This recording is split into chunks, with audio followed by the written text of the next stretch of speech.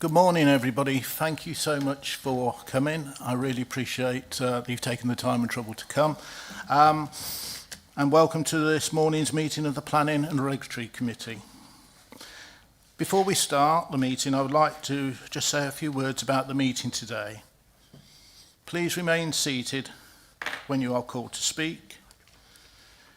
Once seated, I would ask councillors to remain in their seats for the duration of the meeting. Please remain seated if you are called to speak. Please note, this meeting is being webcast live. If you wish to speak, please raise your hand and I will call you to speak in the order that the hands are raised. Voting will be conducted by the raising of hands unless a name vote has been requested. I would also ask that you switch off your mobile telephone or put it at least to silent. Thank you. If the fire alarm goes off during the course of the meeting, this will not be a test, and I would therefore ask you to make your way to the assembly point in the car park via the nearest emergency fire exit point. Thank you. And I'd like to introduce the following officers who are present today. Emily Barker, Head of Planning and Transport and Planning. Stephen Aldridge, Development Management Team Manager. Martha Jugie Mosley, hopefully I got that right, Lead Principal Planner. Penny James, Solicitor. Simon Lewis, Democrat Service Officer. Cody Levine, County Ecologist. Yes, and Nigel Gorski, who is joining us online. He is now the County Highways Officer, replacing Rachel Sandy. Steve Williams, Senior Technical Officer, Worcestershire Regulatory Services, and Louise Elliott from Worcester Regulatory Services will be joining us for agenda item 6. Thank you. Apologies and name substitutes. Could I have confirmation of any apologies and notification of any name substitutes, please? Thank you, Chair. Apologies from Councillor Richard Udall, and Councillor Bill Hopkins is substituting for Councillor Owen Cleary. Thank you, Penny. I understand we're still 3 short on the committee, and I hope those places are filled soon. Declarations of interest. I now call for details of any declarations of interest together with details of items to which they relate. Remember, you only need to declare an interest where it relates to an item on today's agenda and falls within the categories summarised on the inside cover of the agenda.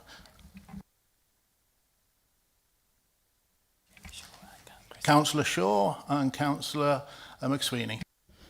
Thank you, Chair. After taking legal advice, I'm going to declare a pecuniary interest in agenda item 5, and I will be leaving the room for the entire duration. Thank you. Thank you very much. Councillor Chris McSweeney. Thank you, Chair. I'll make a statement on this. I am a member of the Hereford and Worcester Fire Authority, which is the governing body of the Hereford and Worcester Fire and Rescue Service. I'm aware of the objection made and maintained by Lichfields on behalf of West Mercia Police and the Hereford and Worcestershire Fire Service. However, I've not, as a member of the authority, been involved with or been informed of the objection by the service. It was a service level decision. The authority is the governing body of the service, but does not deal with operational or technical decision making. It's not something that I have been aware of at all as a member of the fire authority. As such, I come to this matter with an open mind and intend to participate in debate and vote. Thank you very much. Councillor Miller. Yes, thank you, Chairman. I'm also a member of the Fire Authority, but this is not any agenda item that the Fire Authority would be dealing with, so I don't need to declare an interest on that. I also live in the village of Fernal Heath, which is some 1 mile away from the site, or 1.5 mile away from the site. So therefore, I'm not adjacent to it, so I don't really have to declare any interest there either, Chairman. Thank you. Thank you, Councillor Miller. Is there, yes, Councillor Hopkins.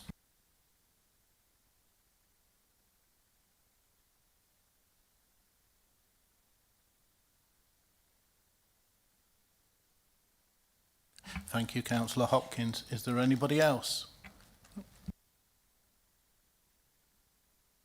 And we move on to agenda item number 3, public participation.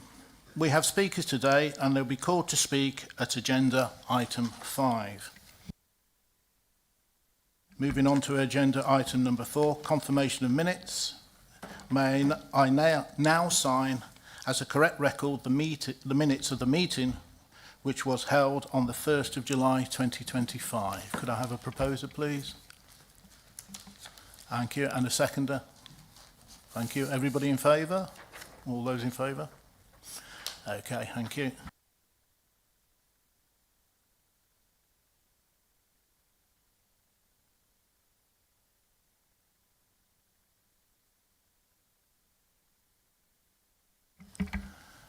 Thank you very much for that. Moving on to agenda item number 5, proposed anaerobic digestion facility for a biomethane gas to grid plant.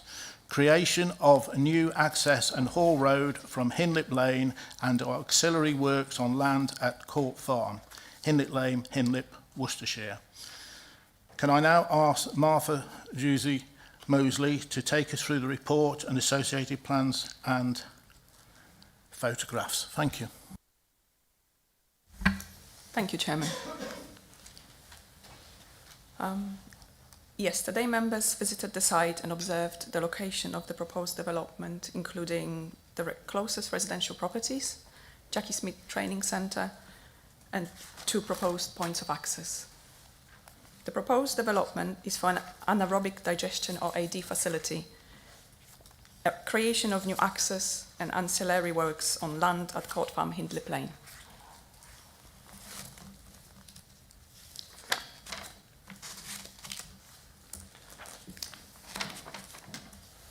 Apologies, I think presentation frozen. I'll try again. Okay, I just sit a little bit closer, but we have a problem with our presentation. Okay. Apologies for technical issues. Just, we start again. Apologies, there's a slight technical issue with the presentation with the laptop. We're just correcting that. Please bear with us.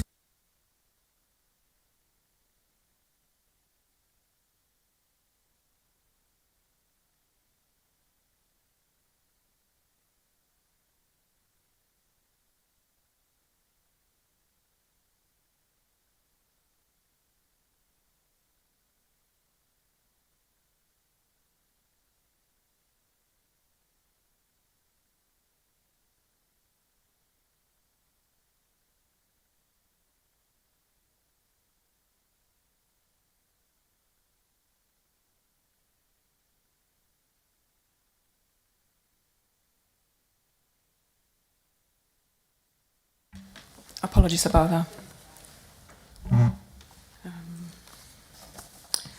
The site measures about 3.25 hectares in total. The application site is situated about 400 metres north of the boundary of Worcester City and 700 metres southeast of the village of Fernell Heath. Please note that there is a typographical error in the officer's report in the second sentence of paragraph 28 of the report, and that the sentence should read as just specified.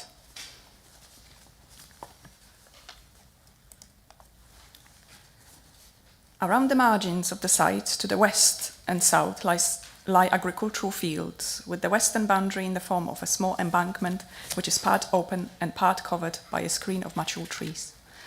The boundary to the north is the division between the residences associated with Court Farm farmhouse. Southern extents of the eastern boundary are marked by a tall hedgerow. The curtilages of 1 and 2 Court Farm cottages abut the site's eastern boundary. The remaining part of the eastern boundary, in particular around the existing access to the site, is bordered by Hindlip Lane, beyond which are further residential properties, Jackie Smith Training Centre, associated with West Mestia Police Headquarters. Further residential properties are scattered in the vicinity of the site. The whole site is wholly within Greenbelt. As members can observe on this plan, there are several heritage assets in proximity to the site. Grade 2 listed dairy at Court Farm is located 50 metres from the application site at the front of the Court Farm residential property. Other most notable designated assets in the area are Grade 2 star listed Hindlip Hall, which hosts West Mercia Police Headquarters, and Grade 2 star listed Church of St. James. They are located within the remnants of Hindley Park, which is a non-designated heritage asset.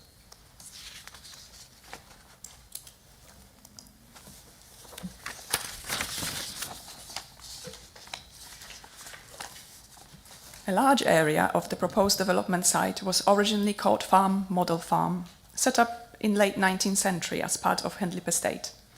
Following that, between 1967 and 1997, the site was the Worcestershire College of Agriculture. In 2013, the site was granted planning permission for employment, leisure and non-residential institution purposes by Wychavon District Council.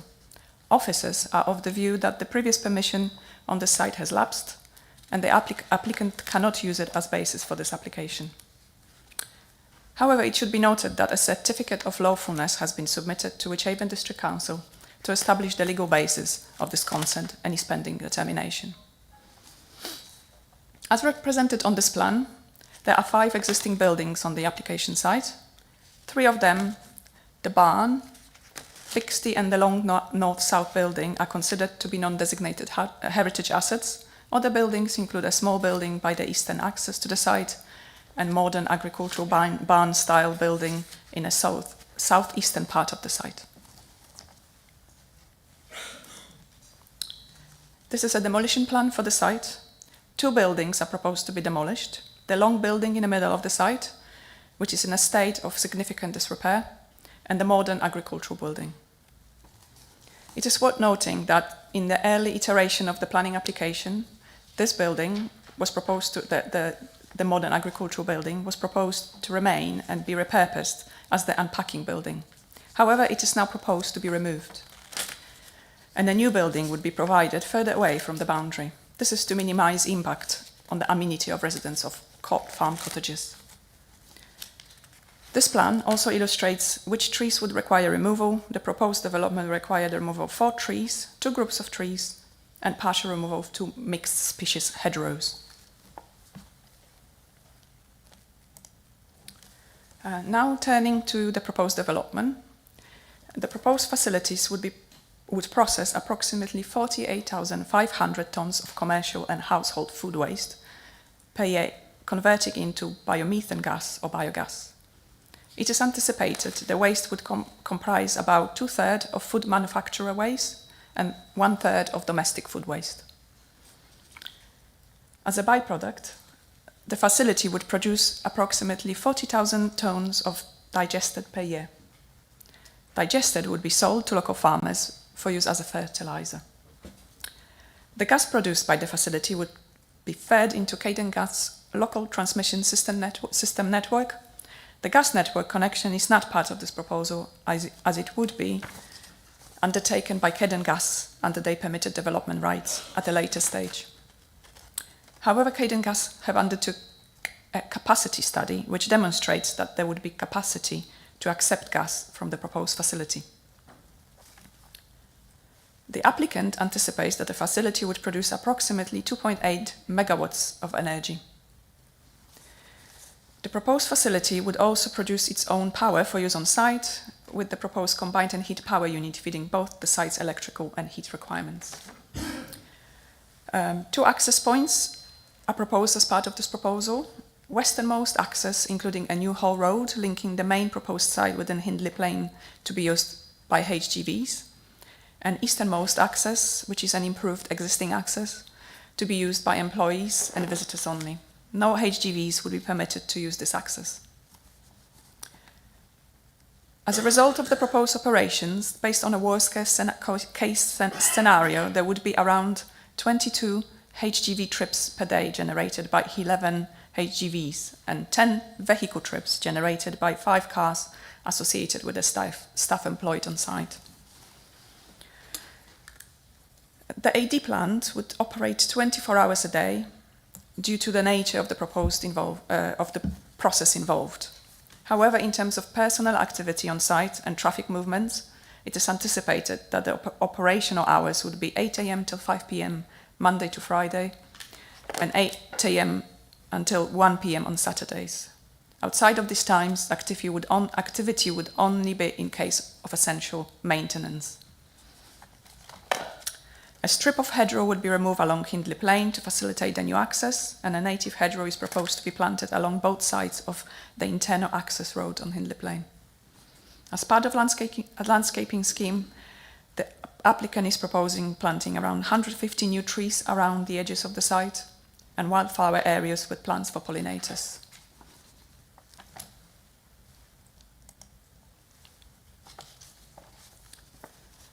The proposal includes a reuse of 3 remaining existing buildings on site for the office, control room, and substation. Key new features proposed to be constructed on site as part of this proposal include development of new unpacking building, new pasteurizer building, 4 pre-storage tanks and a separation tank, 4 digester tanks, a carbon dioxide liquefaction tanks, a flare, and a combined heat and power unit, including its flue.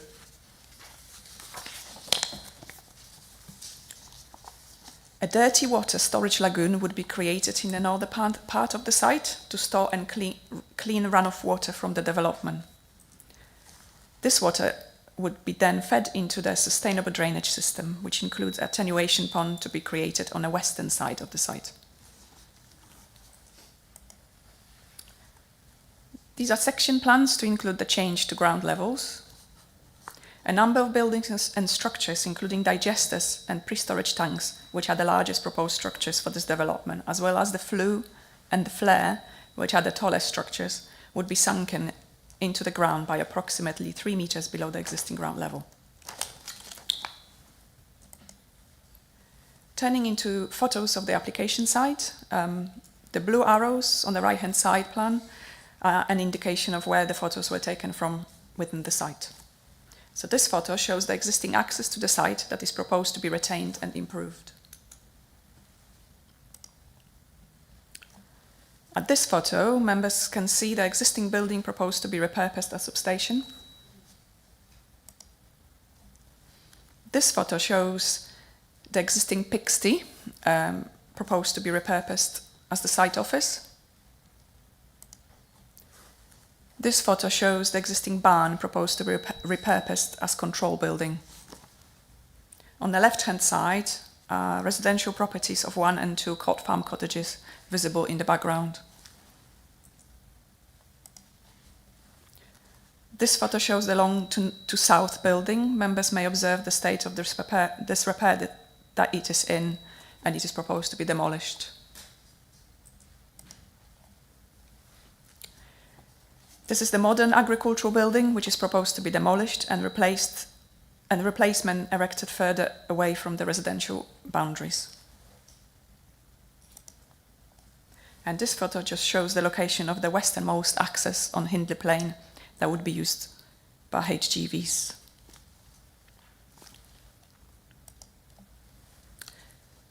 This is a view of cod farm cottages, residential properties, which curtilages abut the site, seen from both from the north and south within the site.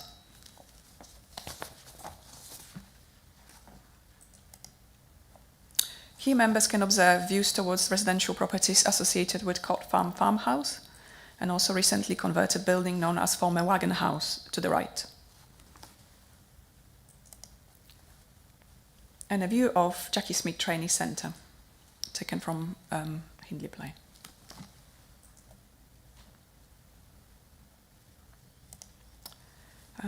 Turning to page 7 of members' agenda packs. The summary of main issues are set out at paragraph 49 and include, amongst others, greenbelt, residential amenity, traffic and highway safety.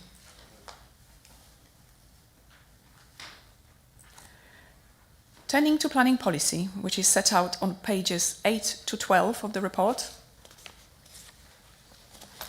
I would like to draw members' attention to the National Planning Policy Framework set out at paragraph 59, In particular, Section 13, protecting greenbelt land, and the South Worcestershire Development Plan Review set out at paragraph 66, which sets out policy SWDPR 04 greenbelt in particular. Turning to the consultation responses set out at pages 17 to 69 of the report, Councillor Sir James, the local member, objects to this proposal on a number of grounds set out at paragraphs 102 to 112. I understand Councillor James will be speaking today. Councillor Andrew Cross, Councillor for Neighbouring London, objects on the grounds of impacts of potential fugitive emissions on the residents, concerns regarding order from feedstock for the AD plant, including animal-related wastes, impacts on West Mercia Police and Hereford and Worcester Fire and Rescue Service headquarters. Councillor Mel Alcott comments that there should be good screening with trees to protect Grade 2 star listed Rose Place and the Grade 2 listed building of Coach House at Hindlip. She states that listed and historic buildings should be protected. Wychavon District Council have no objections to the proposal.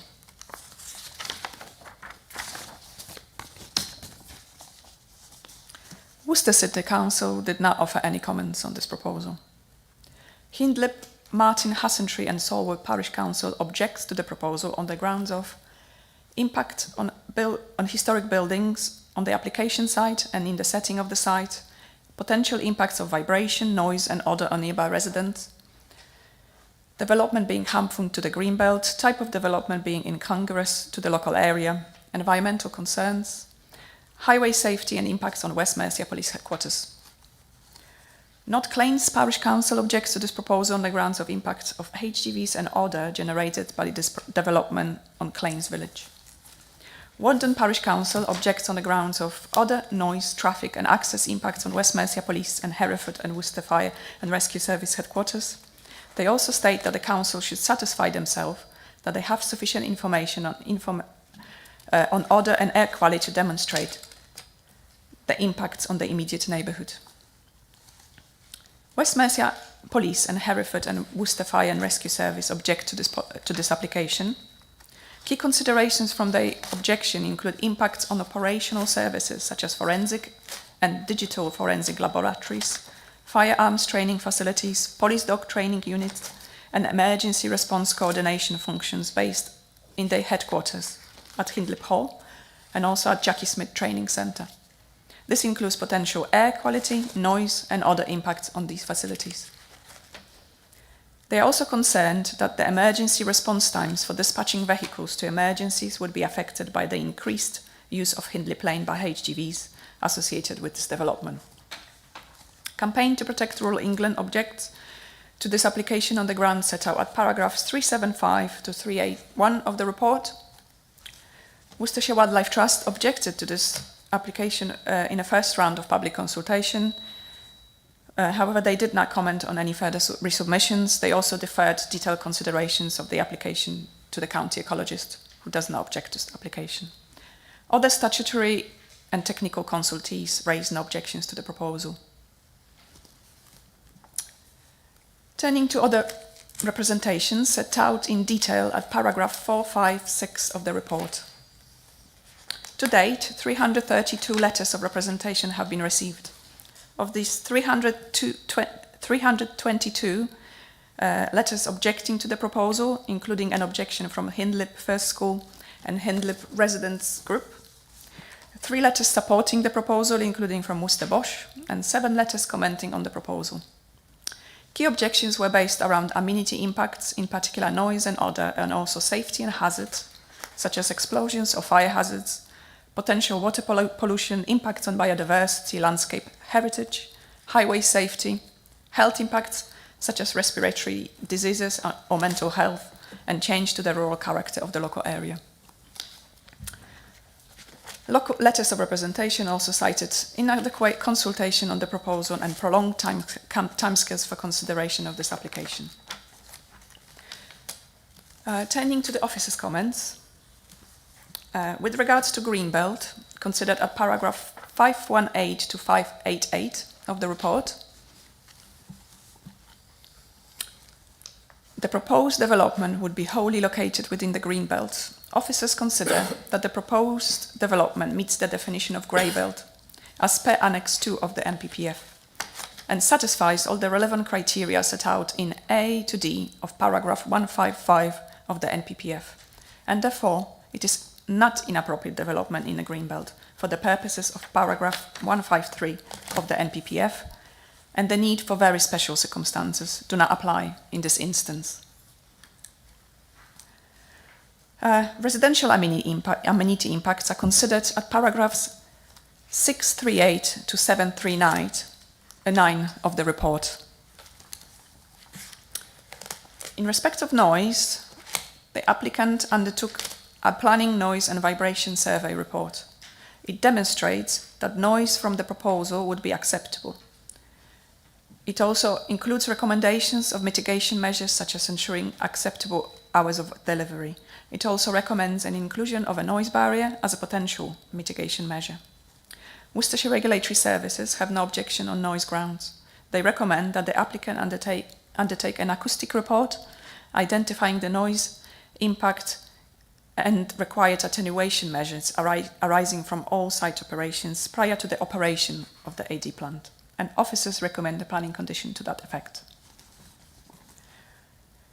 In respect of other impacts, the applicant submitted an other assessment. This demonstrates that majority of AD process that could generate smell would be contained within the proposed buildings and storage tanks.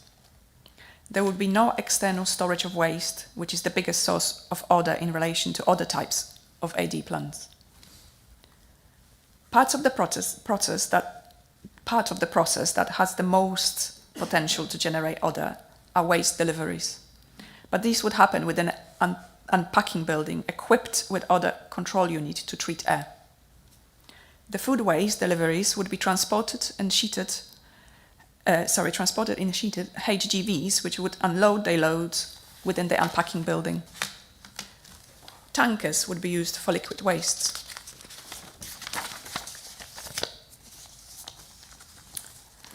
The applicant's odor management plan includes extensive odor mitigation measures, including those inbuilt within the development proposals, as well as routine mitigation and control measures.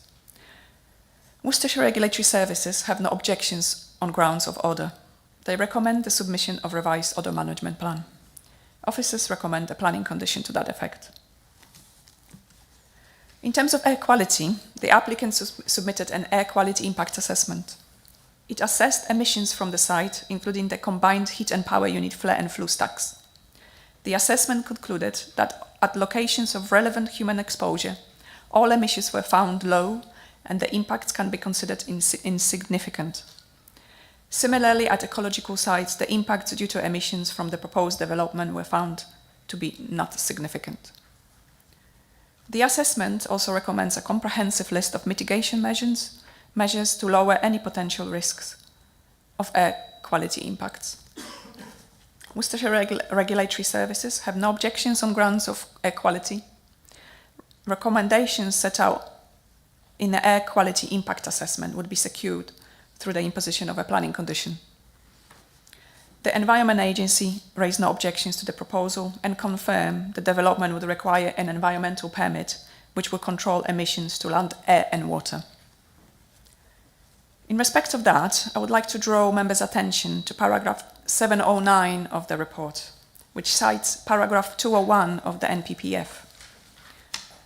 It states that planning decisions should assume that other regimes that control processes or emissions, such as in this case the environmental permit, will operate effectively and any decisions should not duplicate these controls.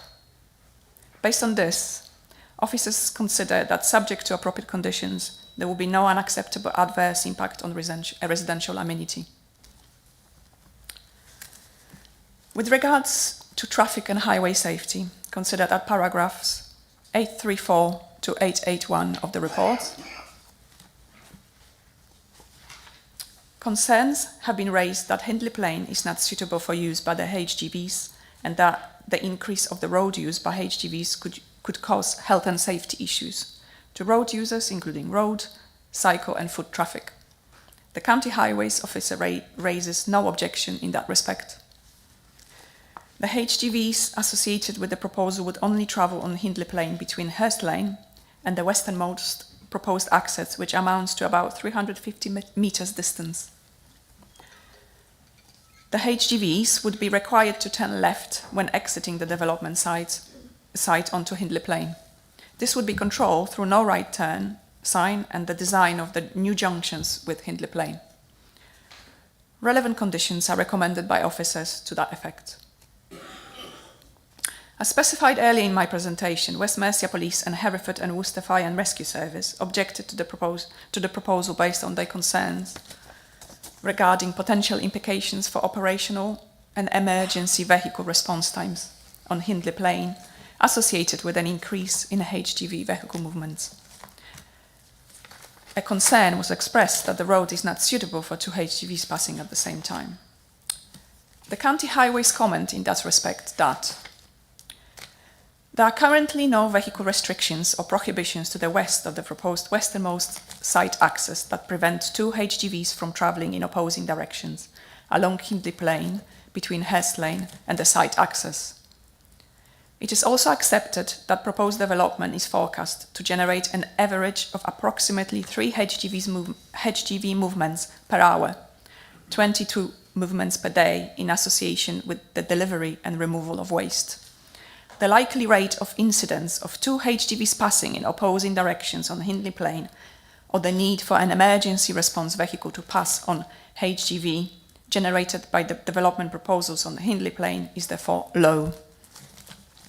Notwithstanding this, the County Highways Officer recommends that to address the concerns raised, a planning condition is imposed that secures the monitoring of the actual vehicle trips generated by the site against the number of trips forecast within the transport statement. Where the observed vehicle trip generation is materially greater than forecasted within the agreed transport statement, a scheme of additional mitigation measures shall be identified and agreed. And officers recommend a condition to that effect. National Highways have no objection to the proposal, and in view of the above, officers are satisfied that subject to relevant conditions, the proposal would not have an unacceptable impact upon traffic, highway safety or public right-of-way. Turning to the recommendation set out at paragraph 1137, officers recommend that planning permission is granted for this proposal, subject to planning conditions outlined on pages 174 to 192 of the report. In particular, the officer would like to bring members' attention to conditions 9, which requires submission of an acoustic report prior to the operation of the development. Condition 11, restricting hours of HGV deliveries. Condition 13, requiring submission of a revised order management plan. Condition 14, securing dust control measures specified in the applicant's air quality impact assessment. And finally, condition 48, requiring a scheme detailing the establishment and operation of a community liaison group prior to commencement of the development. Thank you. Thank you very much, Martha. It was a very good presentation. I appreciate your time. Thank you. I will now ask members if they have any questions for Martha or other officers on the report and presentation. Please refrain from entering into debate at this stage. It does not preclude members from raising any further questions to officers during the general debate. Please indicate if you wish to ask a question. Thank you. Councillor Fordington. Good morning, all. Thank you for your report, Martha. Okay, my first question would be to ask you how many vehicles would be going up and down. I know you've sort of said 22 all in all. And what would the substance in the vehicles be? I know it's going to be food waste, as I heard you sort of saying a third. What's the other substance in the vehicles, please? Thank you. So it's going to be 22 vehicle journeys or HGV journeys, but actually 11 vehicles per day. I think it amounts to about 1.5 HGV per hour, roughly. In terms of the loads, it's going to be food waste.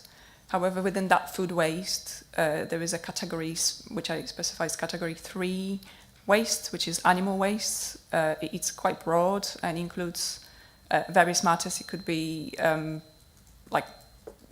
sort of like animal carcasses, for example, from abattoirs, but also includes waste from household collections, which could be eggshells, and so anything animal related comes under that category, and it's all controlled by Environment Agency permit. And it would be, in terms of the waste, it would be both domestic and commercial waste. Okay, thank you. Do you have any other questions, Councillor Fordington? I shall come back. Thank you. Thank you. I think Councillor McSweeney put his hand up first. I will come to you, Linda, and then you, Malcolm, afterwards. I'm going to say, Chair, I think Linda put her hand up before me, but I'm happy to go. I know. I would say my apologies, Chair. This may be suitable for later in the debate, but I will ask the question now and take your judgment on it. Question related to vehicle movements. I'm just going to ask the question: so we're being told 11 HGV deliveries per day. I'm going to ask what assumptions that is based on and what assurance we have for what is behind those assumptions. So it's quite an open question. So the assumptions will be based around the amount of feedstock of the waste the applicant is allowed to process, and also around the operating hours of the development. So how many HGVs they're required to deliver this sort of feedstock to the site. It's in my understanding, obviously, I'm not a highways officer. Okay, thank you. Councillor Robinson. Thank you, Chairman. It's just while we're discussing the number of vehicles, we're discussing the vehicles coming in. We're not really discussing the vehicles coming out, and the digestate won't be going out through the pipes and under the 449. That's got to be dealt with separately. And whilst I have further questions about its storage and its destinations, it's just to know within these 11 vehicles a day, are we allowing for the vehicles that are leaving the site loaded with the digestate? So my understanding is that it accounts for both. So it's delivering of waste and taking digestate out. It sounds very low. I haven't found a percentage of how much digestate there is to be removed. And I don't know if there are experts in the room that can comment on that now or later. Thank you. I need to ask the applicant to come on this. That could be a question for the applicant later when they speak. Okay, thank you, Linda. Councillor Victriol, I'm going to come to you. Councillor Miller. Thank you, Chair. I'm aware that we don't have a digester within the county, and that next year, I believe, we will be introducing food waste collections, and without a facility to handle it within the county, then we will be spending a lot of money getting it outside. But my question is how much of the throughput of waste and resultant digestate is intended for use within the county? Thank you.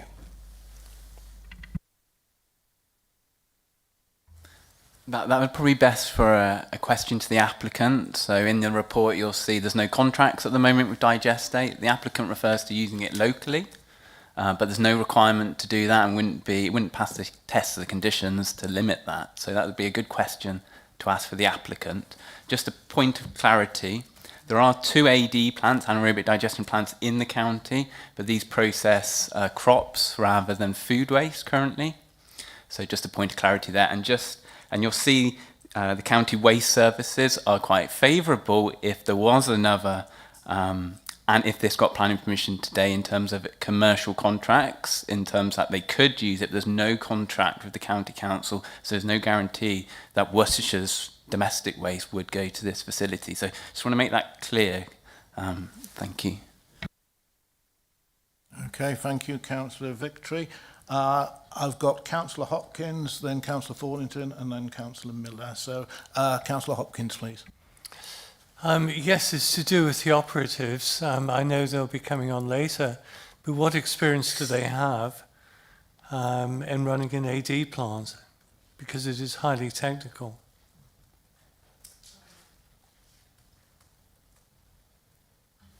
The company operating, which is proposed to be operating the site, has got extensive experience in AD plant operation. That's a daily bread, and we have the representative from the applicant side later speaking, I think, on behalf of the company.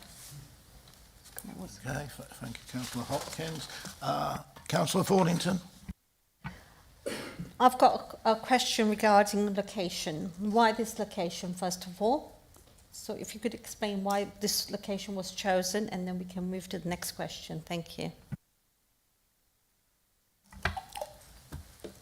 I think it's a very a big question about this location. I guess probably more for the applicant, but from our side, we consider that the location, well, we understand the location is where it is because of the proximity to Cadent gas connection in relation to where they are, so they never can be too far away.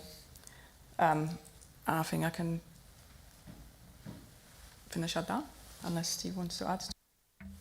There's also, you'll see in the report, the location towards the strategic road network. So it's the Cadent gas pipeline, the strategic road network, and then be in proximity to Worcester, which is obviously the applicant aims to take domestic waste from there as an aim at the moment, but it's a producer of food waste, and it's obviously near to the M5 motorway, so strategic networks as well. Okay, thank you. We'll move on to Councillor Miller, please.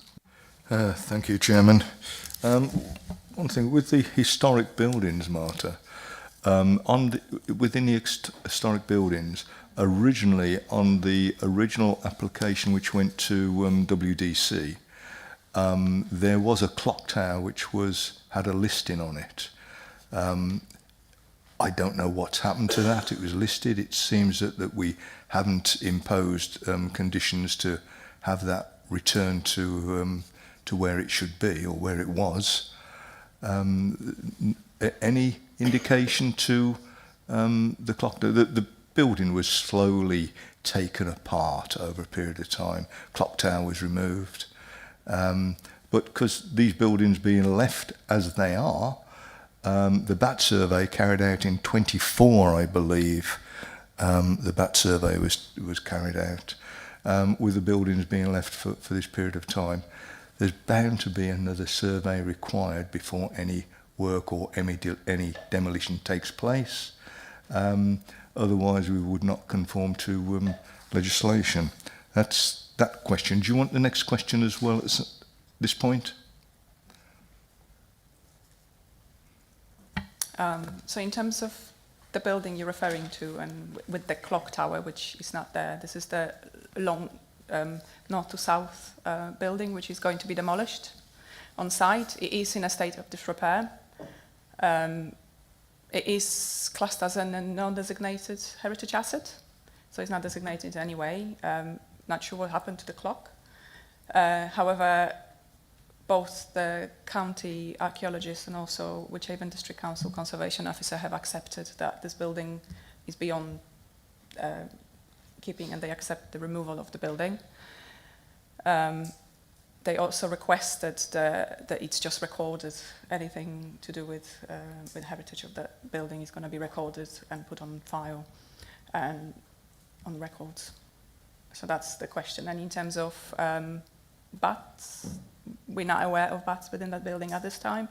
And in terms of the surveys, I think the bats were found in a different building on site, which is the building called so-called barn, which is a bit further south from that building. There was a question about the surveys, whether they should be revisited. We have consulted it with the county ecologist, and the county ecologists of the view that the surveys at this point in time are sufficient to comply with the legislation. Yeah, thank you, Marta.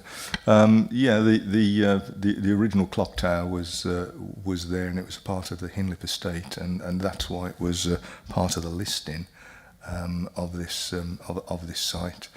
The land around those buildings and everything over a period of time have gone back to what naturally nature has done, but so the wildlife within the grounds. I know it's we don't really look after grass snakes anymore or anything like that, but the area is a very natural area now, and it's got things on like I've actually got a photograph of a wild bee orchid, which is one of these things which I believe we try and preserve those types, because they only actually flower about once every 7 years, I believe, or something like that. So very difficult to select. But I do have a photograph of one on this land. Beautiful little plant. But there we go. The second part of the question is the HGV movement and everything. We've looked at the HGV movement, and we can only look at the HGV movement on this application, of course. But what we're forgetting is the HGV movement from the farmers that use this land as well. So when we say the likelihood of 2 HGVs passing on this lane is factually not going to be what the reality is, because you're going to have farm vehicles as well. So you're going to have wide vehicles passing with HGV, so more HGV movements and that. And this lane is, if the A38 is closed for any reason, and the access from the new access from Councillor Hindley. Miller, could you ask your question, please? Yes. I think you're going into more the No, debating well, stage. it's a question I'm asked. How are we going to preserve the access for the emergency vehicles down this lane if the other vehicles, the other accesses are impaired in any way? And it is used by emergency vehicles. Can I just suggest that Cody addresses your points about, earlier you mentioned about ecology on site. Good morning. The 2 points that you raised, Councillor Miller, firstly with regards to bats, I'm pleased that you highlighted that. The surveys that we have to hand, the original baseline ecology survey, a preliminary ecological appraisal dated to 2022, I was just double checking and didn't have reference to a clock tower in there, but it did include an emergence bat survey of the buildings. So we do have baseline information to show where the roosts on site were known to be. And we have an update survey, so the information that's presented to Planning Committee is considered sufficiently robust to make a determination on. The age of those surveys is considered sufficiently up to date for the applicant to make a submission to Natural England this year for a derogation licence to disturb or damage those roosts and to compensate for them. And you do have in front of you a bat mitigation strategy, which we have recommended is updated to deal with detailed design issues, but otherwise in principle is sound for dealing with the impacts that are predicted from this development. So I think you have sufficient information that the scheme is legally compliant with regards to the protected species as regards to bats. The bee orchids you mentioned, they are absolutely gorgeous plants, but they have limited legal protection, in part because they can crop up in all sorts of habitats. There are some actually just outside the window on the grassy area here. That doesn't afford it any additional protection, but in terms of consideration, with positive management, knowing that they're in the soil seed bank, areas of grassland on the site could support a population here in years to come if the positive management of those habitats was secured through, for example, a LEMP, a landscape and environmental management plan. So I'm satisfied that on those matters there's sufficient information to reach a determination today. And in relation to high waste matter and HGV, so I would suggest a Nigel Goskill, which is online response. Hi, Yeah, there is already HGVs using Hindlip Lane at the moment. A traffic count that was undertaken by WSP on behalf of the applicant in 2022 identified that there's already 99 HGVs two-way using Hindlip Lane. So yeah, and that is obviously associated with a range of uses, some businesses on Hindlip Lane itself, but obviously other just HGVs using the lane for various businesses. So yeah, there is already a wide range of HGVs using the lane, and obviously this proposed development, which we can obviously only consider for this impact, for this application, is effectively putting a worst case of 3 two-way HGV movements on the lane a day between Hurst Lane and the Western Access. So, thank you. Thank you. Nigel, if I can just ask a question just relevant to that. Just confirm, you're saying at present there are 99 HGV movements a day on that lane. Did I hear that correctly? Yes, there's admittedly the traffic count was done in 2022, so it's not present, but it's the best data we have. We are not aware of any changes in those flows. There is, I think, 1,603 two-way vehicle movements, of which of them 99 are HGV movements from the survey. Okay, thank you. And would that include the HGVs, including farm traffic, or was that not counted? It is. It's just there was 2 locations on Hindlip Lane in proximity to the western access. So if it will have included any HGV movements going along and vehicle movements going along that lane. So yeah, if it would have, it was undertaken for a period of 7 days. So there will be any farm related HGV movements will have been included in that count. Okay, that's lovely. Thank you very much for your help. Councillor Eacock. Thank you, Chair. Thank you, Marta, for your report. My question goes from page 129, paragraph 846. It is assumed that 48,500 tonnes of waste will be removed from the development. A proportion of this waste is water discarded on the site. As it's been stated, it's quite a rural and natural area.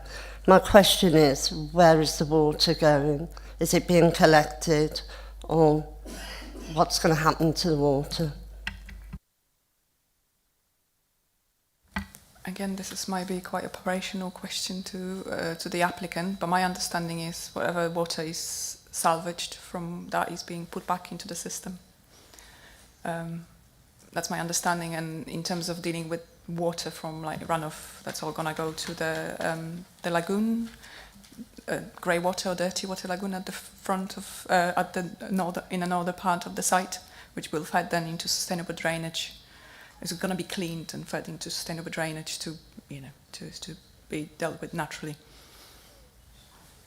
So it's going back into the ground?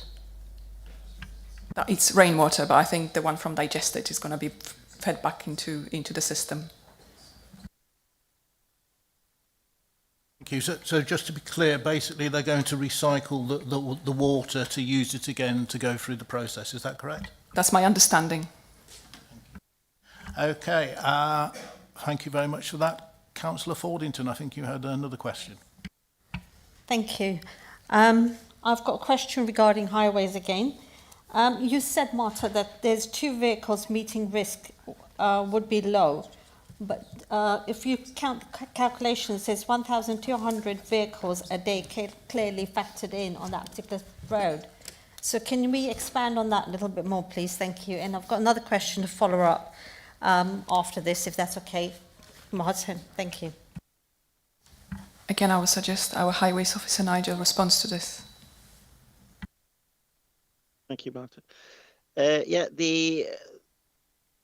is obviously 99 HGVs currently using Hindlip Lane two-way. But obviously we are looking at the proposed impact of this development. So this development alone would generate 22 vehicles, two-way movements per day. That is vehicles arriving. There's 7 HGVs arriving at the site, and then another 7 departing, associated with materials incoming, and then there's 4 vehicles arriving associated with taking waste away, and then obviously they will leave again, which totals the 11 HGVs, but 22 two-way movements. So they don't all arrive at the same time. There is no benefit to the company for them all to arrive at the same time. They are effectively just-in-time type movements that they need to be spread out so that they can arrive at the site, they can be processed, which obviously takes time, and emptied, and then some potentially refilled, and then they go all on away. So they are spaced out on purpose so that they can be processed over the day, and then they go. So the statement in relation to two-way vehicles two HGVs meeting in an hour obviously relates to the proposed development. There is obviously other vehicles HGVs that do use the lane and potentially meet all the time, and obviously is related to the highways recommendation of we are accepting it subject to conditions, and that there is a lot of HGVs passing all the time on a daily basis. So yeah, thank you. Okay, thank you. Councillor Fordington. Yes, thank you for the answer. I would like to sort of put forward also, obviously in a weather like this, when we've got waiting vehicles, of course it's going to be in order. So can we just turn around and sort of look at the smell conditions at the same time too? Obviously we know the vehicles will be covered. So ideally I'd like to know how are we going to control that, and what's the measurements been put in place? What are the principles there?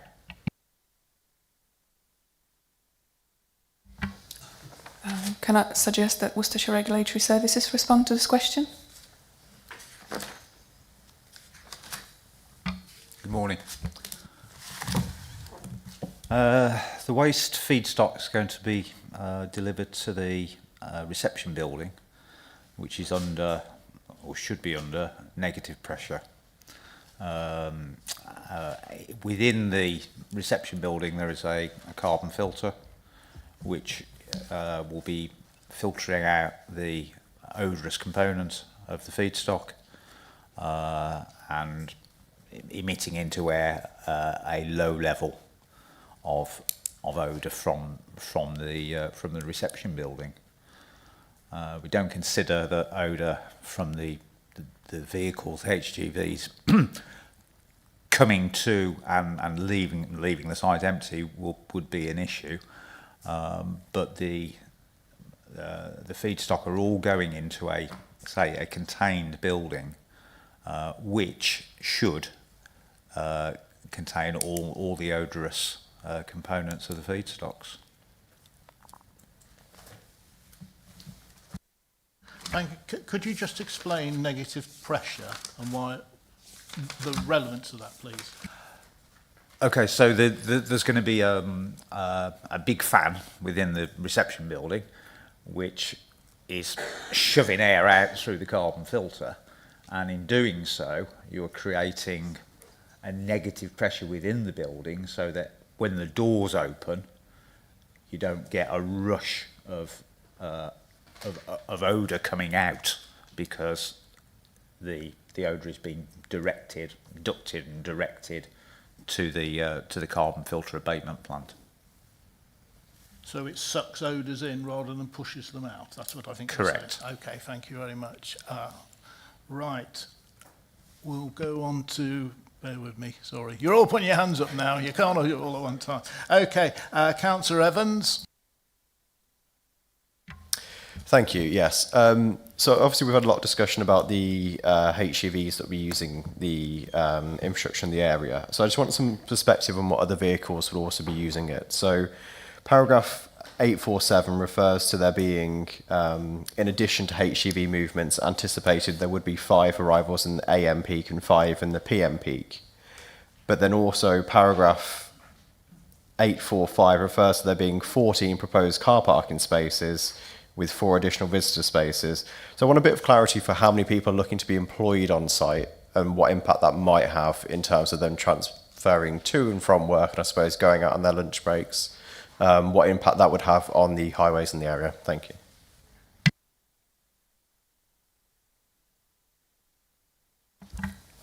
I again refer to Highways Officer on this question. Thank you, Martin. Yeah, there is predicted to be 5 arrivals and 5 departures, obviously 10 two-way trips over a day related to staff movements, which obviously would be in cars rather than HGVs. There is obviously visitor parking, you know, there as any business, you know, there isn't always an exact amount of vehicles. There is variations on a daily basis, and so yeah, occasionally there will be visitors at the site. There will be, machinery occasionally breaks. There is like maintenance staff. There is just general variations on a day-to-day basis. So the parking spaces relate to that. But yeah, I guess on a typical day, it's 5 arrivals of staff and another 5 departing later in the evening. Thank you. Yeah, thank you. I'll probably follow that up. It might be easier to follow that up actually with the applicant. I'm just curious to know how many people they're actually looking to employ, because 5 just seems like a really low number to me. But I'll ask the applicant how many people they're looking to employ. So thank you. Thank you, Councillor Evans. Nigel, if I can just ask a question. I know during the walk around yesterday, it was explained to us that the operators, in fact, wouldn't be coming up the Hall Road, they would be coming up the other road, so they wouldn't be conflicting with the HGVs.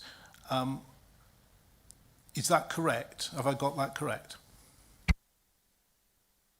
The east access would be used for employee trips. It's obviously an existing access which will be upgraded, and that is where the parking associated with the proposals are located. The west access is solely used for HGVs, and it is designed and that you can only turn right in and left out. So those HGVs would never pass the eastern access. So there should be separation.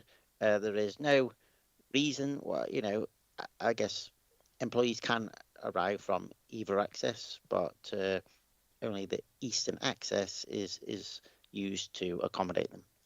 Thank you. Okay, thank you very much. Appreciate that. Councillor McSweeney. Yeah, thank you, Chair. I've just got a slight supplementary on the issue of negative pressure in the building where it's a reception unpacking building. I see paragraph 667, it says all material will be received in the odour-abated negative pressure reception unpacking building. I'm just going to ask about sort of in terms of ensuring that happens, is there a condition on that? That's probably the best way to ask the question. Thank you.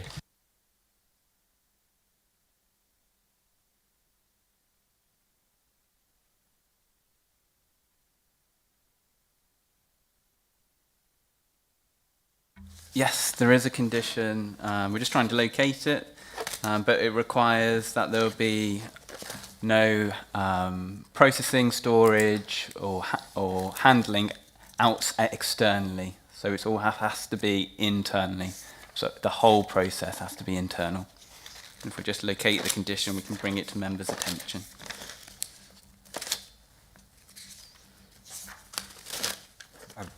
It's condition 47.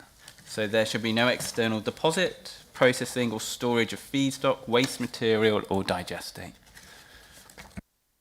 I'm not sure that directly answers my question, which was the question about sort of the assurance that we have that this, say would be, but assurance that this negative pressure, which is what we fundamentally rely on in order to avoid the escape, I mean, that doesn't seem to be covered directly under condition 47, unless I'm missing something. So it's just assurance of that.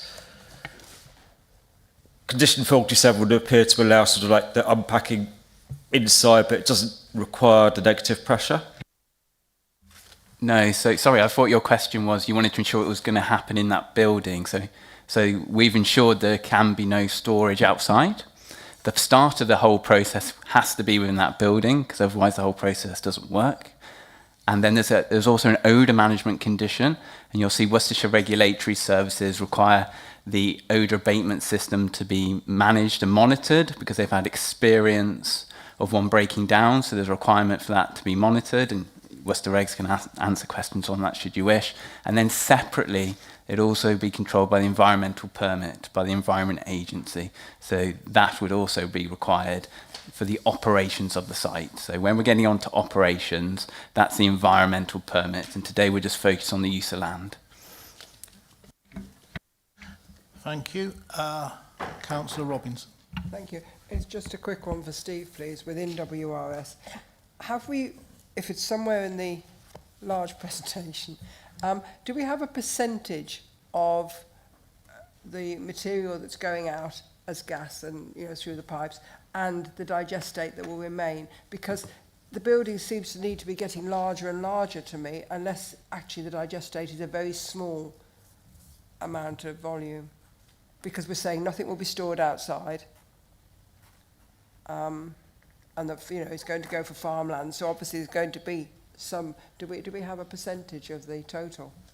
We don't. We have no idea of what this. That might be something officers can answer, Councillor Robinson. Thank you. There's 48,500 tonnes of feedstock, and there's 40,000 estimated of digestate. You'll see in the report the Environment Agency questioned their storage of the digestate, or winter water storage, and they confirmed this would be something that has to be taken into account in the environmental permit. So if planning permission was granted today and the environmental permit was considered there wasn't sufficient digestate storage, they'd have to come back round the planning system to amend their plans. A lot seems to depend on the environmental permit. It's sort of a bit chicken and egg to a degree. For making decisions, it's a difficult one, but thank you. I'll come back later on some of the other questions. Okay, thank you very much. Councillor Miller. Yeah, I think one question has been certainly answered.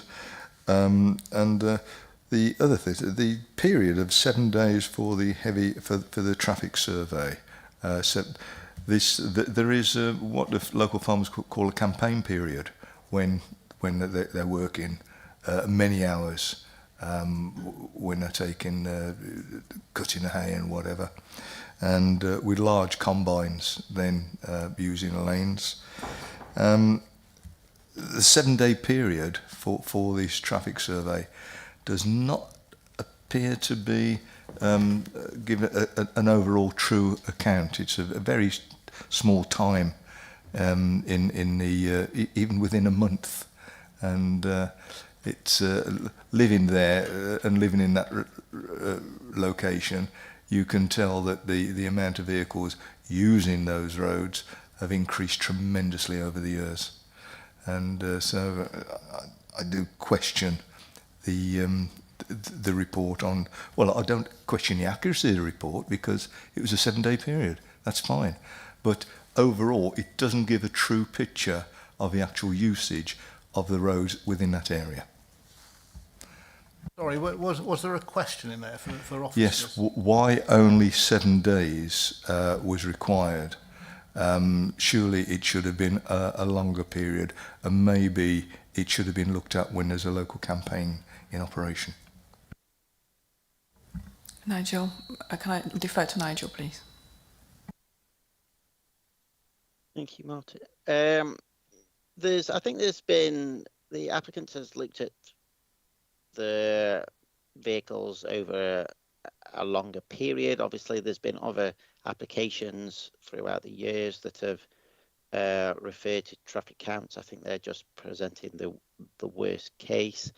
Obviously, there is, daily fluctuations. There is to vehicle movements on obviously on a daily basis. So it was largely just taking averages. In the summer there may be slightly additional HGVs related to farming on the site around the site. There is in the winter there's potentially less. So there is obviously various vehicle movements, but what is clear from the Highways Authority's view that there is already a substantial amount of HGV movements, but there is no collisions or issues associated with them on a daily basis. So it doesn't, from our perspective, it doesn't really matter if it would be 99 or 150. There is effectively no issues with those, but that is the effectively the volume that has been presented is effectively 99, which was from a traffic count in 2022. So thank you. Okay, thank you. Councillor Fordington again. Thank you. I'm going to go back into the buildings of the proposed building and the structure. Looking at what we saw yesterday and the descriptions, I believe that it's going to go 3 meters below. Am I correct, first of all? And also, secondly, is the height. So we're looking at the tallest part of it all. I believe it's going to go up 10 meters tall, and that shall be the flue. Can you explain what kind of fume will be coming out from the flue, please? Thank you. I can take the question about the sizes, and perhaps I refer to Worcestershire Regulatory Services about what will be coming out from the flue. That's okay. So in terms of the height, yes, it's correct. It's proposed that the structures are going to be set 3 meters, approximately 3 meters below ground of the existing ground levels. So yes, all the heights will be, we need to take off from the height. In terms of the tallest structures, it's the tallest one is actually, I always get confused between flare and a flue. This is the, here you go. It's the combined and heat and power units flue rather than a flare. And that's going to be 13 meters, so taking off approximately 3 meters will be well up here about 10 above ground, but that's the tallest. The flue, the flare, sorry, it's got 10 meters, so it would appear at 7. But I ask Steve to answer the question in terms of the emissions, if that's okay. The emissions from the reception building will go through the carbon filter, and the applicant submitted an odour model which is based on the Environment Agency odour thresholds for various types of waste or various types of activities that would generate odour, and so depending on their nastiness, I suppose, you have lower thresholds for the bad stuff, as it were, higher thresholds for, I don't know, making coffee or something like that, and the EA set limits for the in odour units. The odour model shows with a functioning carbon filter system in place, emissions will be minimised from the site.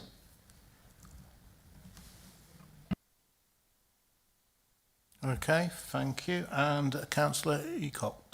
Thank you. Thank you, Chair. The report states that the timescale is 8 till 5. We're on a motorway network link here, and having family who drive HGVs, they're constantly stuck in traffic. So what happens to the drivers if they miss the deadline of 5 o'clock, arrive 6 or 7 o'clock at night? Because the roads round here will get gridlocked from the motorway link if there's accidents. So do they park up on site or in the lane, or where do they go? That's probably a question for the applicant to ask in the operations of their site, but the condition restricts HGVs entering. So if they were to enter, that'd be a breach of condition and enforcement action could be taken. Right, but if a vehicle's en route and he gets stuck, does he have to turn back, or? So he's got all that waste on there and he has to go back to where the waste come from? That would be a management issue for the applicant. So that's a question to the applicant. But yes, they'd have to ensure that vehicles can arrive in time to be able to tip their waste, and that would be something they have to consider.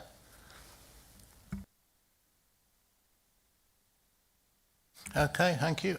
Are there any more questions? Yes, one more. Councillor Miller, thank you. Yes, and I don't know whether many councillors went to the AD plant over at Severn Trent at Kidderminster Way, their plant over there. But where they were processing the materials to put into their unit there, it was like Lord of the Flies. It was absolutely, I mean, it was quite horrendous, really, when you see the thousands and thousands of flies. And that wasn't only food waste, it was other waste as well. But within this waste, we're not only going to have food waste to activate, I mean, basically, we are looking at installing a chemical factory there, a chemical factory to produce gas and power. Within that, the different materials that you put into that, and the one material that I believe from my reading of the operations of these plants is human excrement going into be used as an activator within this, and that has its own problems, obviously, but it's a very delicate chemical factory. Now, the two plants we have, the one just down the road from here, which is the tomato growing place, they know what produce they've got going into their soup mix because they grow it. This will not, you will not know exactly what's going into this plant, so the actual operation of the plant is a very delicate process, and I'm quite surprised that that it's not 24-hour monitored within the applicant, that officers haven't said that because of this type of thing it's not being monitored 24 hours. And also, Councillor Miller, you seem to keep going into speeches rather than asking questions. This is the moment to ask. Could you ask a question, please? Okay. Did the officers look at this site and the amount of lightning strikes that this site has received over the years? Working on the site, I know it's a problem lightning strike area.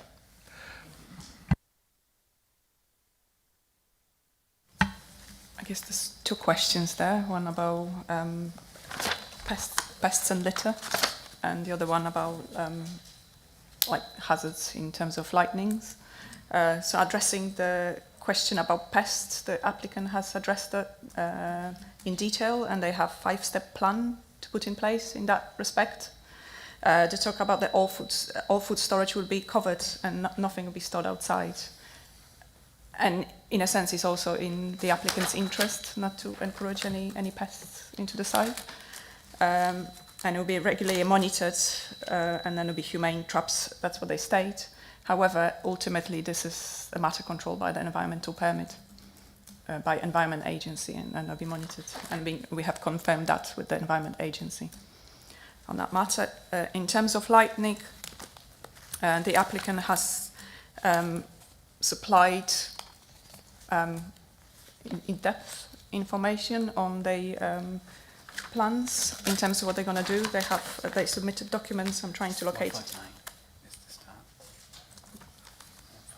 it in my report, lengthy report. So what they submitted, they have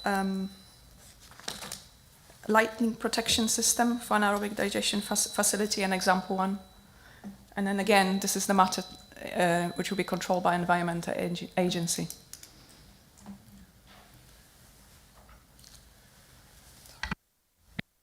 We just need to remember we're looking at the use of land today, and the environmental permit will look at the operations. So when we stray into operations, that's the environmental permit's role.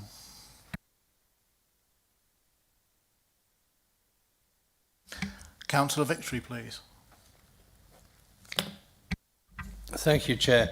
I don't really have a question here. I'm just aware that we haven't got to the public participation section of the meeting yet. And I understood that these questions were intended to be just for the officers. I think it would be considerate to the public who have come to participate to move on to that section of the meeting. Thank you. Thank you, Councillor Victory. Does anybody else have any questions? Or I am going to move on. Okay, thank you. So, Martha, thank you very much. Thank you to the officers who answered the questions.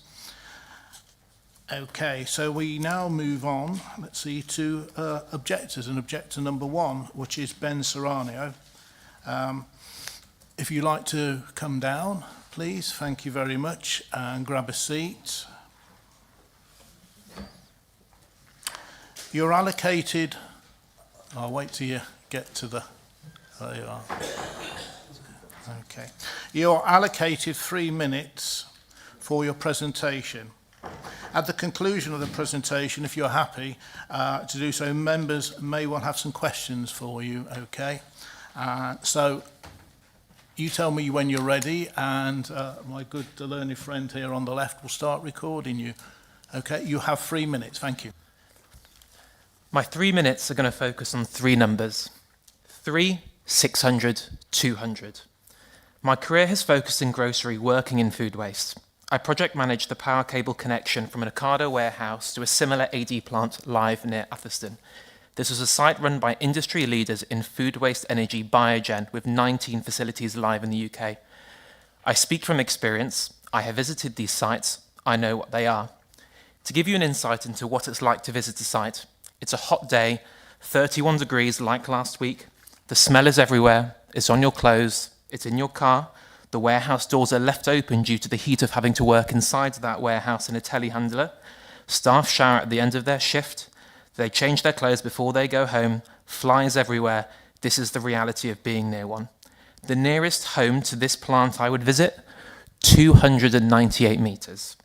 I'm sure we will hear today that the site won't smell, with no doubt an amazing, extensive odour management plan in place, delivering 1,000 tonnes a week of rotting waste. It's still going to rot and it's still going to smell. So my first number, 3. This application proposes a site 3 metres from the nearest door to the nearest family home. Having stood on one of these sites, I cannot comprehend how that is acceptable, so I checked whether my experience was unusual. It isn't. I have here a collection of different articles of complaints regarding gas plants. I want to focus on Gateshead in the northeast, where residents told their MP they couldn't open a window or sit in their garden every single day. Would anyone like to guess the distance to the nearest house from that plant? 600 metres. That plant was prosecuted and fined £16,000. Does anybody here know the Environmental Agency's minimum standard distance from a gas plant to the nearest home? It's my third number, 200 metres. An odour management plan has proven to not work when houses are 100 metres away. How can we believe it's going to work when houses are single digits away? Now, I have no doubt the applicant's going to say, well, this is a bespoke permit, this is new technology, that rule only applies for different stack heights, this site is different. But there is the saying, if it looks like a duck, swims like a duck, and quacks like a duck, then it's probably a duck. This isn't about technology. I support renewable energy, my master's in sustainability with a focus on renewables. It's about common sense. So those three numbers I started with, 3, 600, 200. The applicant has 0 sites live. 3 meters away is the nearest house. Complaints and fines exist at 600 meters. And then 200 meters is what the regulator says is the minimum distance. I'm asking you to refuse. And if you're not ready today, defer and come and stand 3 meters from where the nearest family lives and ask yourself whether you'd live here or not. Thank you. That's very good timing. Hey, there you go. Brilliant. Well done. You get a star for that. Thank you. If you'd like to stay there, just press your button and turn your little red light off, please. Thank you. So I'll open it if any councillors have any questions for you, please. Councillor Victory. Thank you, Chair. Thank you very much for your very succinct comments. You mentioned that you did a Master's in Sustainability. Now, we're working towards a sustainable society, and there will always be winners and losers in this, but you have to, as someone who's studied this, understand the maximum good for the maximum number of people. And I'd just like you, if you would, to comment on why the very small number of people living locally is greater than the good for the whole of Worcestershire. Thank you. I'd say that's a great question, very valid. So I think I'll answer it in 2 prongs. The first is the type of energy. So it's a renewable energy source. I'll admit we need anaerobic digestion plants. I have no doubt that council is going to be rolling out compulsory food waste across the country in the years to come. But there is a place for these facilities. The place is not next to Hinlip Park, within neighbourhoods. There is a place for them in far more rural areas, not in Greenbelt. My second point is, if we look at Gateshead, for example, 600 metres, if we take that as a radius, you're entering Fernal Heath, Warndon, you're entering a lot more other realms. And so I would say, to summarise, we absolutely need these energy sources, but it's about the right location. And ultimately, yeah, that's it actually. Thank you. Okay, thank you. Is there any other councillor who would like to ask any questions? No? Okay. If you'd like to go in, Councillor McSweeney. Thank you, Chair. My apologies. No, I just sort of forgot my question for a second there. I mean, the question I'm going to ask, I'm just saying, obviously you're coming here with experience. You say, is there anything different with this application compared to things that you have experience of? How detailed? Well, is this technology, or is this the person who is trying to go live with it? Is it who owns the land? Is it? My apologies. I should be more specific. I'm looking here at. So your statement here is talking about the odour that's coming. So in terms of the management of that odour, is there anything different with this application that would assure us that things might be different to your experience? So my experience is that my experience from these plants were from the market leader in this, who have 19 facilities. So I have no doubt that they have a central organisation where they have their odour management plans. I can't speak on behalf of the applicant. I would look at their existing sites, but they don't actually have any sites live. They've never done this before. So I can't speak on behalf of their professional experience. I'm sure they'll talk about their sites which are at a count of 0. So I do not know how they will run a site differently to existing colleagues from Biogen when I worked with them. I'll say thank you. I mean, I knew, and it was deliberately an awkward question, but thank you for your contribution. Okay. No, that's okay. Oh, sorry. Okay, thank you. Councillor Fordington. Hello. Thank you for your great speech. I wanted to ask you, where you're working at this current moment, do you actually have carbon filters? And how is the air control managed where you are actually working at this current moment? So just to confirm, I worked for the grocer, not for Biogen. and my entire responsibility was the connection of an underground power cable to power the warehouse. So I do not have, just to confirm, I have no professional experience on anything carbon filters.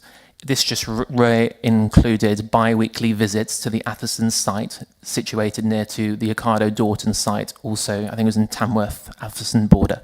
So all I knew is that where it was, and the smell was unpleasant. So I can't speak on behalf of the filters. Apologies.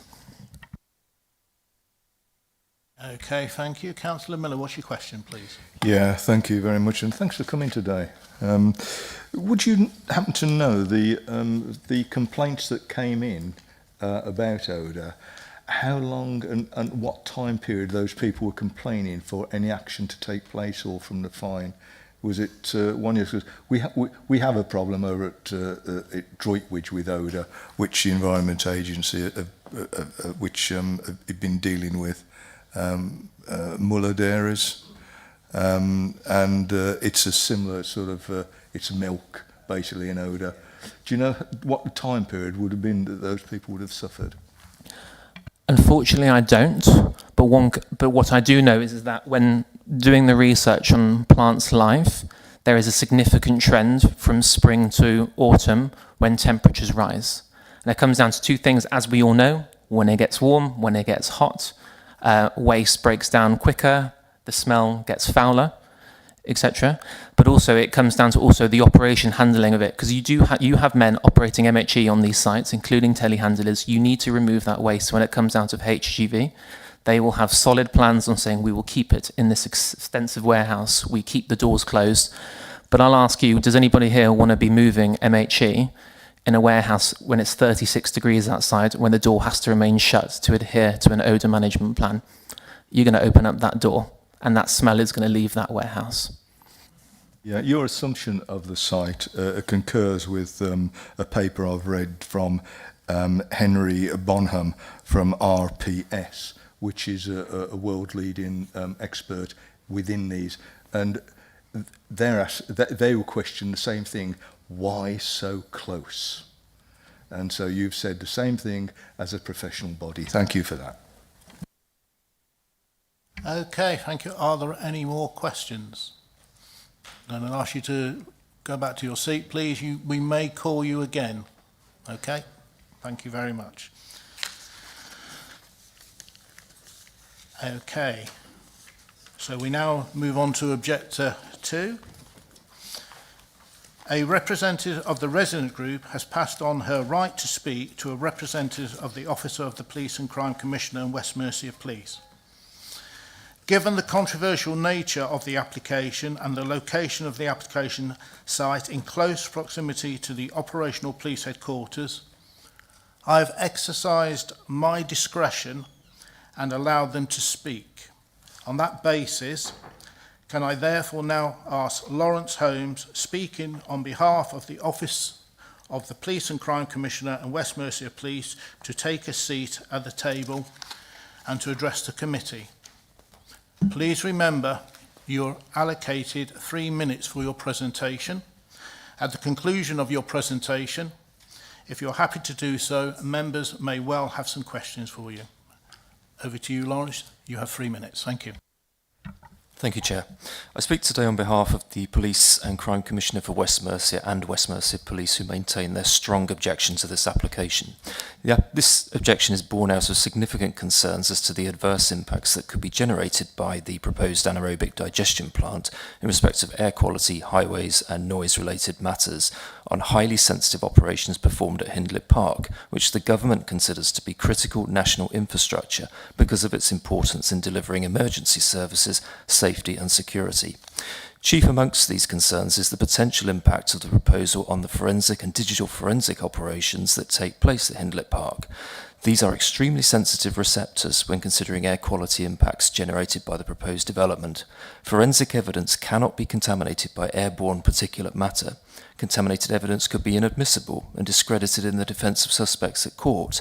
A risk of contamination would also compromise the ability of West Mercia Police to comply with legislative ISO accreditation standards. It must be stressed that neither the forensic laboratories nor indeed any building within Hindlip Park are fitted with air handling units that are capable of removing airborne particulate matter from an anaerobic digestion plant. West Mercia Police commissioned independent specialist SLR to objectively assess the information presented by the applicant. Having identified a series of deficiencies which undermine its robustness, neither the applicant nor regrettably Worcestershire Regulatory Services have been able to confirm conclusively that emissions generated from the processing of waste at the plant will not impact on forensic operations at Hindlip Park. This is unacceptable. These issues include using unreliable meteorological data due to the distance of the weather station used, with uncertainties as to the wind speed and direction relied upon in the applicant's dispersion modelling.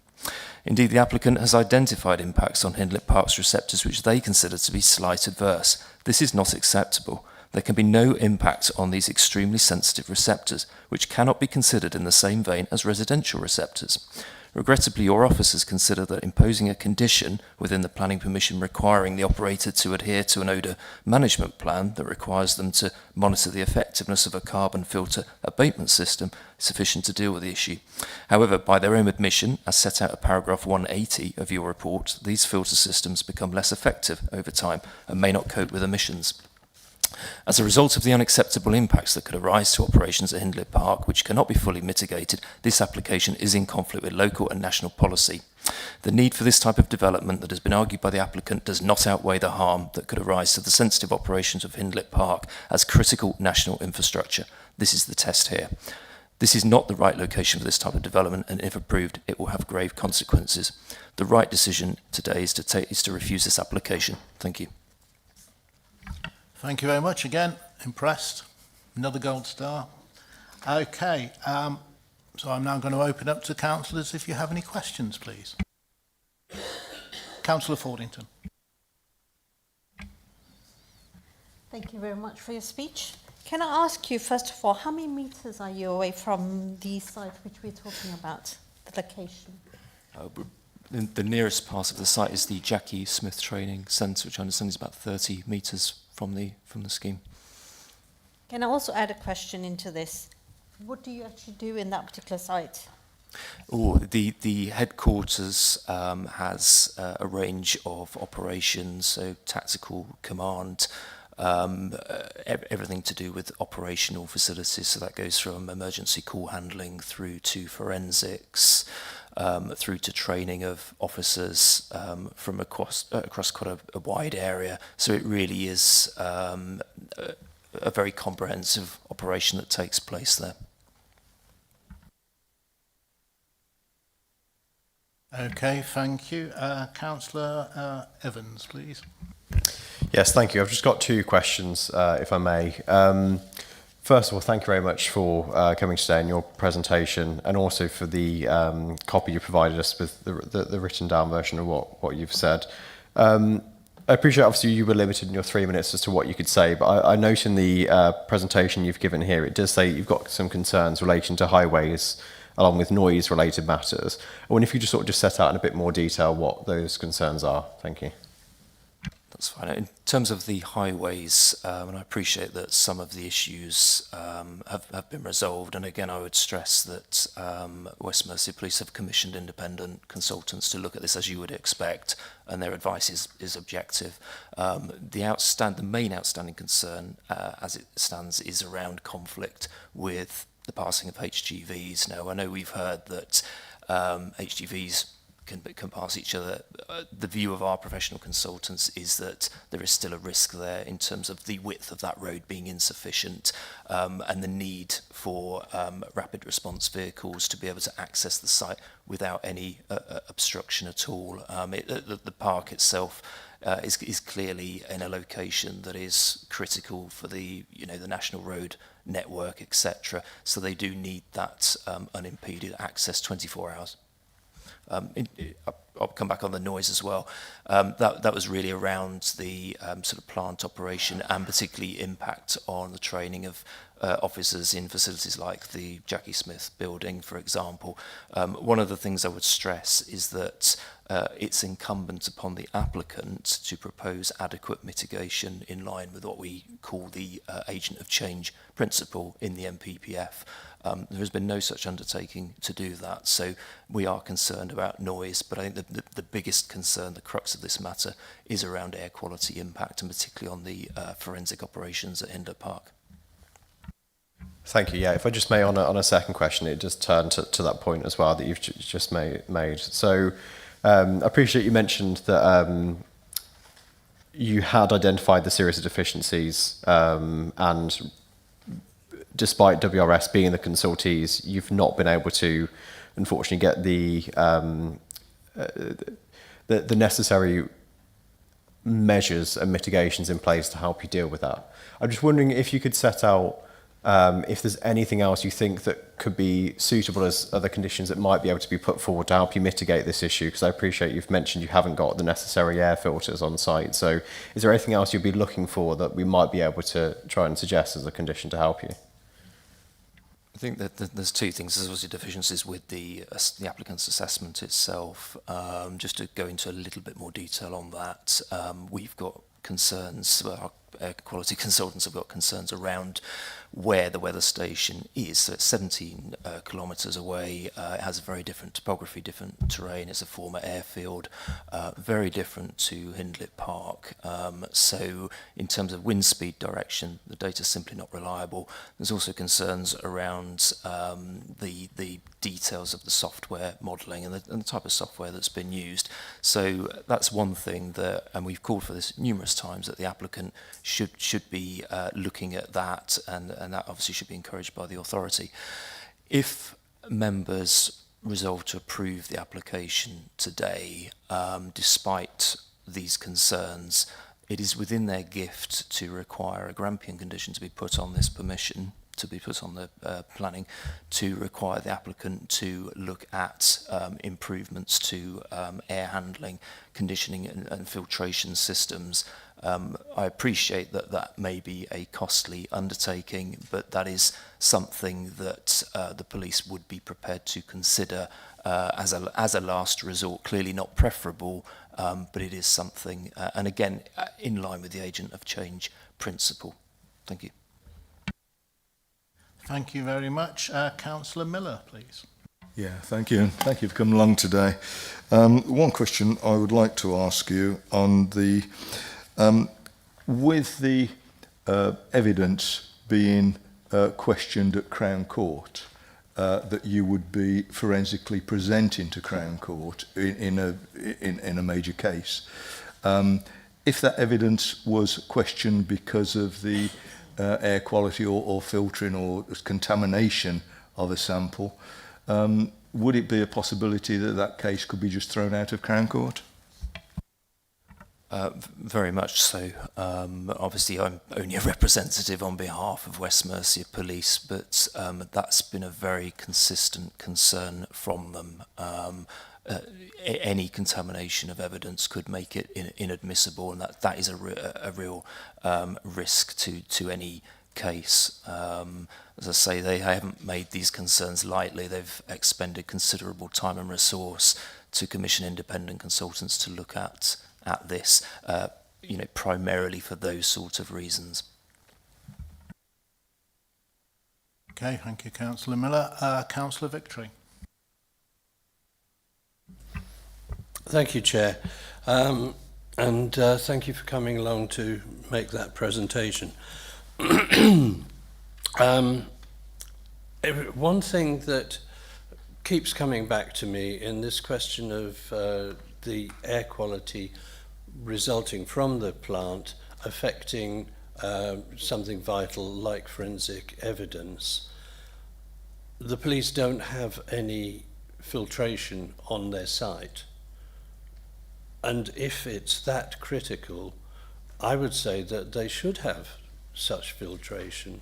And if they're objecting on the basis that our supposed emissions or the plant's supposed emissions would affect their processes, then they ought to take it in hand and remedy it at source if the application goes ahead. And even if it doesn't go ahead, if it's that critical, they should have some material filtration plant. I would also suggest to him that we have conditions here, 52 different conditions regarding the monitoring and running of the site, which to my mind account for nearly all of the objections that we've heard and the questions from the councillors as well, that I don't see the problems that you have put forward. In terms of highways, it's been established that you already Councillor have... Victory, sorry, can you ask a question, please? Thank you. Sorry, the question simply would be, why don't you have filtration on the very, very sensitive forensic site? Thank you. I think it's important to consider how long that facility has been there. It's long established. The premises have been there since 1947. Indeed, in this day and age, they wouldn't open a facility, and we would probably have air handling units, I'm sure, on new buildings, but they wouldn't open a facility where you have that sort of development next door. It's the concentration of particulate matter in the emissions that is the concern here. I would stress again, and this is a planning point, that the NPPF, the National Planning Policy Framework, requires applicants to mitigate the impacts of their development. It's not incumbent upon the police to do that. They need to look at that and present mitigation that is conclusive. It rules out any risk to the development. As things stand, there is nothing within the report that conclusively says that. Indeed, the applicant has found that there would be slight adverse impacts. In terms of actually monitoring the plant, as is often the case, these things do not go to plan, and there is always that risk. And frankly, if evidence is already contaminated, then I'm afraid then it renders it pretty useless. So I think they need to look at this in further detail in terms of the mitigation. Thank you. Okay, thank you. Councillor Fordington. I just want to go deep dive in what you've just mentioned. Can I just ask you, I know we're going into the police station, going to look. I want to know, how do you actually do your examinations, obviously, when you're actually going through it? I just want to know, how is your filtering system? Do you actually have the windows open or something like that when you're actually doing your examinations? Or how does the operation actually operate? It's just insights, which I just want to go into. Thank you. Yeah, I'm afraid, Councillor, I mean, I am a representative, but I don't work within that facility. I don't work directly for the police, so I wouldn't want to mislead you or give you any incorrect information on that. Okay, thank you. I have a few questions, if you don't mind. I was concerned with, I thought Councillor Miller made a good point, that obviously we don't want material to be challenged in the Crown Court or anywhere else, because obviously they deal with very serious matters there. So my concern or question, well, I'm very concerned that you don't have any air filtering, you don't have a negative, you don't have anything at all.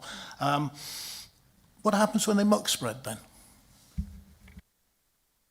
I mean, it's never been raised as an issue. I can only report to committee what the issues are that police have found. If there was any occurrence of that, then clearly measures would have been put in place to mitigate it. So I think it's the concentration of particulate matter here and the proximity of this facility that is the concern for them.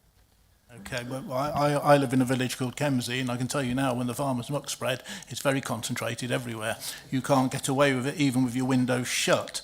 And also, you've got residential properties around you, and I assume at some stage or other that they may have the odd bonfire in their gardens. And again, Is that likely to affect the forensic evidence?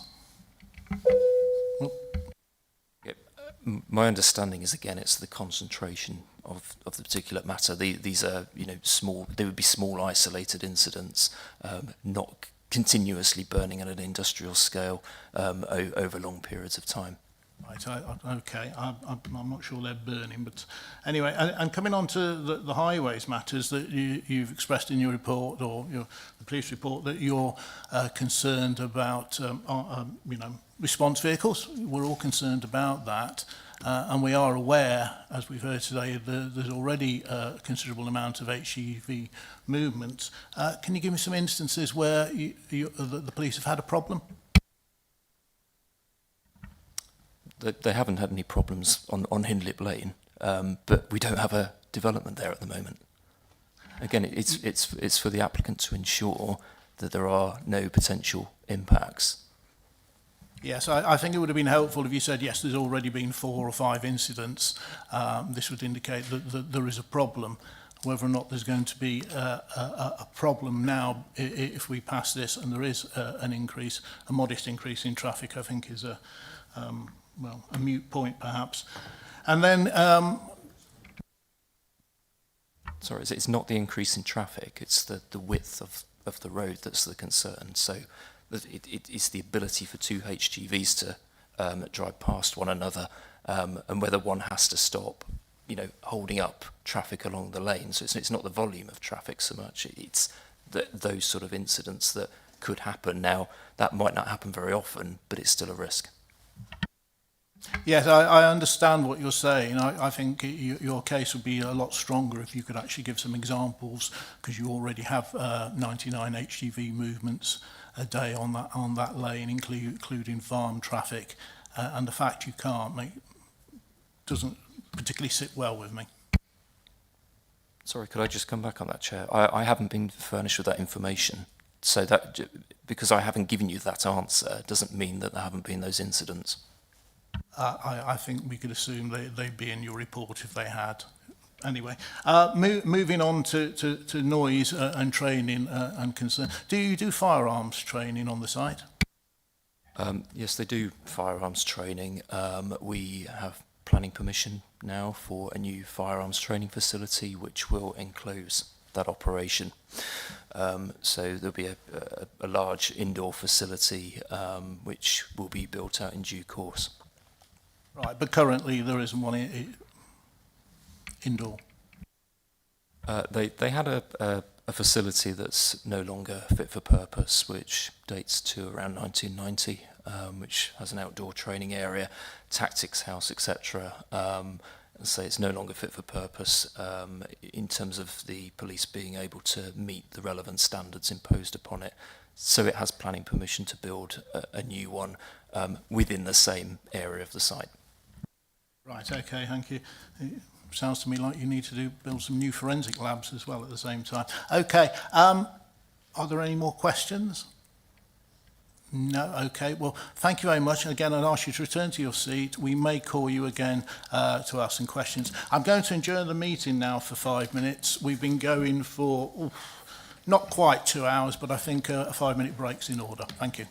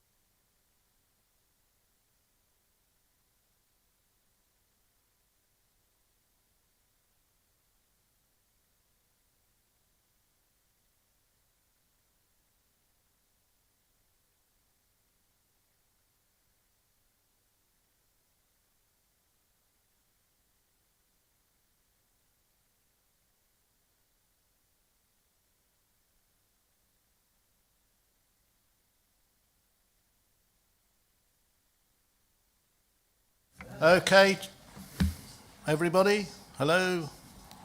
Thank you. Hope you enjoyed your break. So, we're recording live again, and can I now ask speaker number 3, who's the applicant, Neil Pearce, to take the seat, and Darren Smith, who is joining us via Teams to address the committee on behalf of the applicant. Neil is accompanied by Keith Warburton, Josh Jones and Ahmed Hudeli, sorry if I got that wrong, who are available to answer any technical questions if necessary. Please remember that you are allocated 6 minutes for your presentation. At the conclusion of your presentation, if you're happy to do so, members may well have some questions for you. Over to you, Neil and Darren. You have 6 minutes. Thank you. Thank you, Chair. Good afternoon, everybody. Thank you for allowing us the opportunity to address you today. I would like to start by thanking Marta and her colleagues for not only a comprehensive and thorough report, but for her professionalism throughout. It's been a long and at times challenging process. The culmination of all this hard work is a 200-page report which comprehensively deals with a range of complex issues. It is a fair and accurate report with a robust recommendation endorsed by your appointed external barrister. The recommendation is based on facts that have been tested and independently verified and endorsed by statutory consultees, not unsubstantiated claims and allegations. Worcester Reg Services, who assess contamination, air quality, noise and odour, have not objected. Natural England, Historical England, the EA, the HSE and all internal consultees, such as Highways, Conservation and Landscape, have not objected. Satisfying these consultees is testament to the scrutiny that has gone into the evaluation of this application and the extensive amendments and additional information that has been requested and submitted. We fully understand and appreciate local concerns, but to the silent many, it represents an opportunity to harness green energy from an existing waste product, whilst at the same time finding a solution to the county's problem of where to deposit food waste. The proposal represents appropriate development in the green belt, so there is no need to demonstrate very special circumstances. The planning balance in favour of the proposal can be summarised by the severity of the need to achieve net zero emissions by 2050, which is the law, through the use of local, commercial and domestic food waste, which cannot be incinerated or put into landfill, to create clean biomethane gas, versus the minimal landscape and visual harm, the minimal additional traffic movements, the minimal harm to heritage assets. In this case, any harm or impacts are clearly and demonstrably outweighed by the benefits. The environmental permitting process provides constant monitoring outside of the planning system, ensuring no adverse effects such as odours and noise occur. I'll now hand over to Darren Smith from the Biocon Group, who is an expert in the field of AD and biogas. Good afternoon, Chair and members. Before discussing the environmental controls, I think it's helpful to explain exactly how the proposed facility works, because modern AD plants are very different from many people's perception of waste facilities. The process begins with the arrival of organic feedstock, such as agricultural materials and food-derived organic wastes. These materials are delivered to site, unloaded into a purpose-built enclosed reception building. From there, they are prepared and transferred directly into process without being left exposed. Prepared feedstock is then pumped into large sealed digesters. These are enclosed tanks where naturally occurring bacteria break down the organic material in the absence of oxygen. It's exactly the same biological process that occurs naturally in soils, wetlands, and even within the stomachs of a cow. But here, it's carefully controlled to maximise efficiency and capture the methane that would otherwise be released into the atmosphere. As the bacteria digest the material, they produce biogas, consisting mainly of methane and carbon dioxide. Rather than allowing the gas to escape, it's captured beneath the sealed gas membranes and transferred into the gas upgrading plant. Within the upgraded system, modern membrane technology separates the methane from carbon dioxide and other trace gases to produce biomethane. This renewable gas is then injected into the national gas grid, replacing fossil natural gas and contributing to the UK's net zero objectives. The remaining material, known as digestate, is not a waste product. It's a nutrient-rich biofertilizer containing valuable nitrogen, phosphorus and potassium. It's stored within the enclosed tanks before being returned to agricultural land to replace manufactured fertilizers, completing the circular economy by returning nutrients back to soil. Members, that's the overall process, and it's worth explaining now in terms of where we are in terms of the best available techniques. So best available techniques is a benchmark required by the environmental regulator for modern waste treatment facilities. It represents the best proven technology available to minimise environmental impacts while ensuring safe and efficient operation. For example, one of the greatest concerns is understandably odour. The plant addresses this by receiving all waste feedstocks within a closed building, operated under negative air pressure. Air is constantly drawn into the building and treated before being discharged, preventing odours from escaping.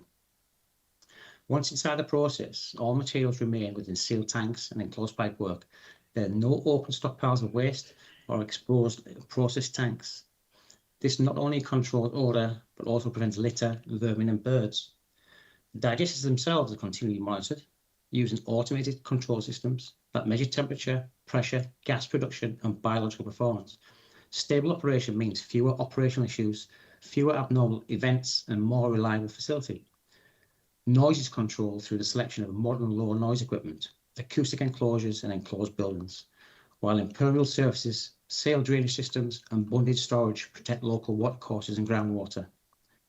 The plant also incorporates multiple independent safety systems, including gas monitoring, automatic shutdown systems, pressure protection and emergency flaring to ensure safe operations under all conditions. The message is quite clear. Modern AD plants are no longer simply engineered to produce renewable gas. They're engineered to protect the environment and the communities around them. The combination of enclosed processing, proven technology, advanced automation, and multiple layers of environmental protection represents the best available techniques and provides confidence that this facility. Okay, I'm sorry, Darren. That's the time up, so you'll have to stop. That's fine, thank you. Thank you. Okay, thank you, gentlemen. I'm now going to open up to councillors if they have any questions for you, please. Councillor Fordington. Thank you for your presentation. Who's going to be responsible for monitoring the compliances with all the planning conditions? My first question to you guys. I'll start by saying probably both the planning authority, which is the county council, and the applicant. It's in the applicant's interest to comply with those conditions, many of which will be conditions of the environmental permit. So the management and the operation of the plant has to be done to meet those conditions and those requirements. Otherwise, it potentially could be shut down, and that obviously is commercially not acceptable. So it's sort of self-policing in that sense, but the safety check is obviously the planning authority and Worcester Reg Services as well. Councillor Hopkins, thank you. Could you tell me explicitly what experience you have in running such a plant? Yeah, certainly. So as a group, we've actually built 400 projects around UK and Europe over the last 22 years. And we've operated a significant number, certainly in Europe, but more to the point, in the UK, in the last, since 2014, since the business was established, we've operated in excess of 11, 12. We currently have 6 projects at the moment, which we are the O&M contractor on. They work in a very cyclical way, so they're contractually driven. So a project may run for 2 years, it may run for 5, it may run for 10.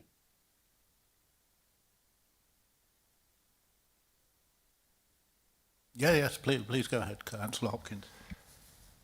Yes, you've explained about the European connections. How about the UK connection?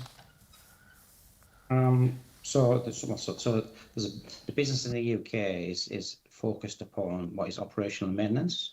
Yeah, we have service and maintenance, and we also have consultancy. So the Biocon Group is a multifaceted business which basically deals with anaerobic digestion across the UK and into Europe.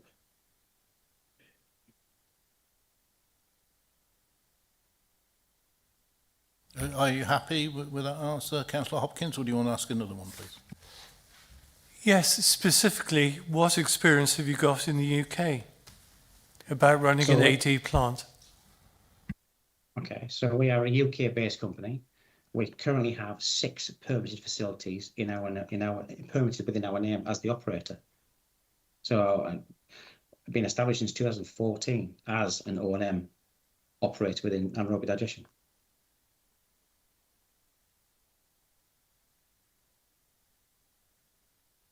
Okay. Councillor Fordington and then Councillor McSweeney. What contingency plans are in place for order any smells coming out from the settlement pond? And what if it fails?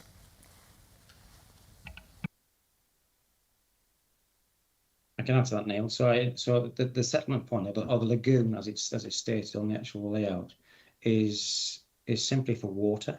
Yeah, it's for no other material. It's not for waste material. It's not for digestate. The lagoon would have to be covered, and it's now a permitted requirement from the EA to have all lagoons and open water ponds covered. This is purely and simply for rainwater. The process will use rainwater as a means to, I suppose, liquefy and hydraulically load the material.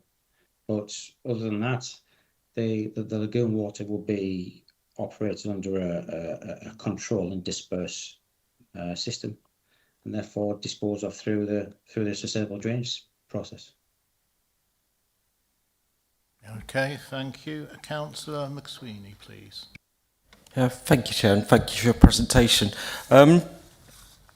We heard previously from somebody who was commenting about the odour from an anaerobic digestion site, their personal experience, which their personal experience report is extremely different to what we are seeing in your reports about the odour. My question, the same as I asked the previous speaker, is what is different that's going to mean that this is different to the first-hand report we have? I don't know if Darren can answer that, or I can ask my colleague, Mr. Jones, who's our odour consultant, to answer that. If you ask Mr. Jones to step forward, please. Thank you.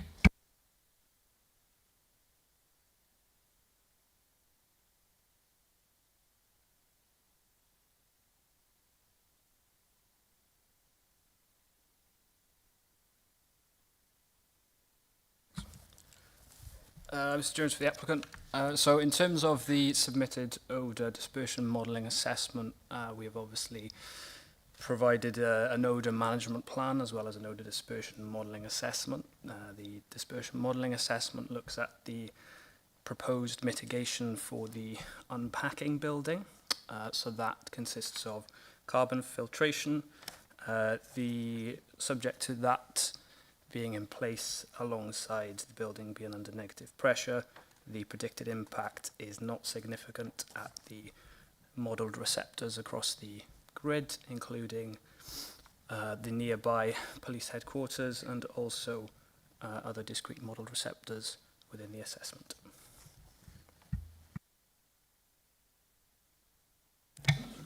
Yeah, could I just come back on that? So, is your suggestion, I was asking what the difference was, is your suggestion that existing anaerobic digestion plants, which clearly have an odour problem, do not have the carbon filter, do not have negative pressure? Is this why they are a problem and you won't be? If I can answer that, we've got no information about the Gateshead facility that was mentioned by the speaker earlier, so we don't know what environmental permit they've got, what conditions they've got, what location that is in relation to surrounding properties and things like that. We can't compare apples and pears at the end of the day. This is a state-of-the-art AD plant complying with the most up-to-date stringent regulations and legislation. Our position is that our plant meets all those, exceeds all those requirements and conditions. And I mean, I visited an AD plant previously. It was on an industrial estate next to a recycling centre. It didn't have any controls, probably because of its age, probably because of its location. So I understand that somebody may have experience of being near an AD plant which may smell or have odours, but absolutely that's not what we're proposing here. We have to comply with the most latest legislation and regulations.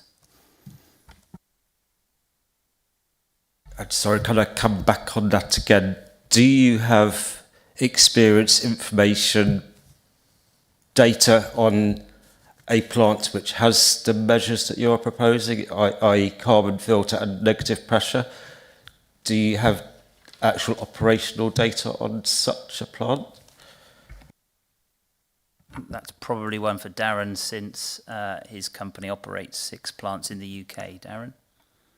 Yeah, I mean, all food waste plants that we operate, they work under this environment. So negative pressure, carbon filtration, odour abatement, and there are no issues, and have been no issues reported, which they're on public record.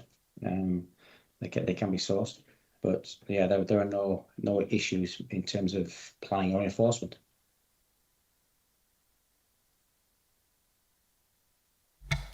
This might be the final one, hopefully, to sort on this sequence. So when you're saying there are no issues, do you have data in terms of what we're looking at in terms of the suggested odour management plan, in terms of sort of where we have measurements in terms of sort of assessing what the harm? Do we have that measurement data for existing sites with the same systems?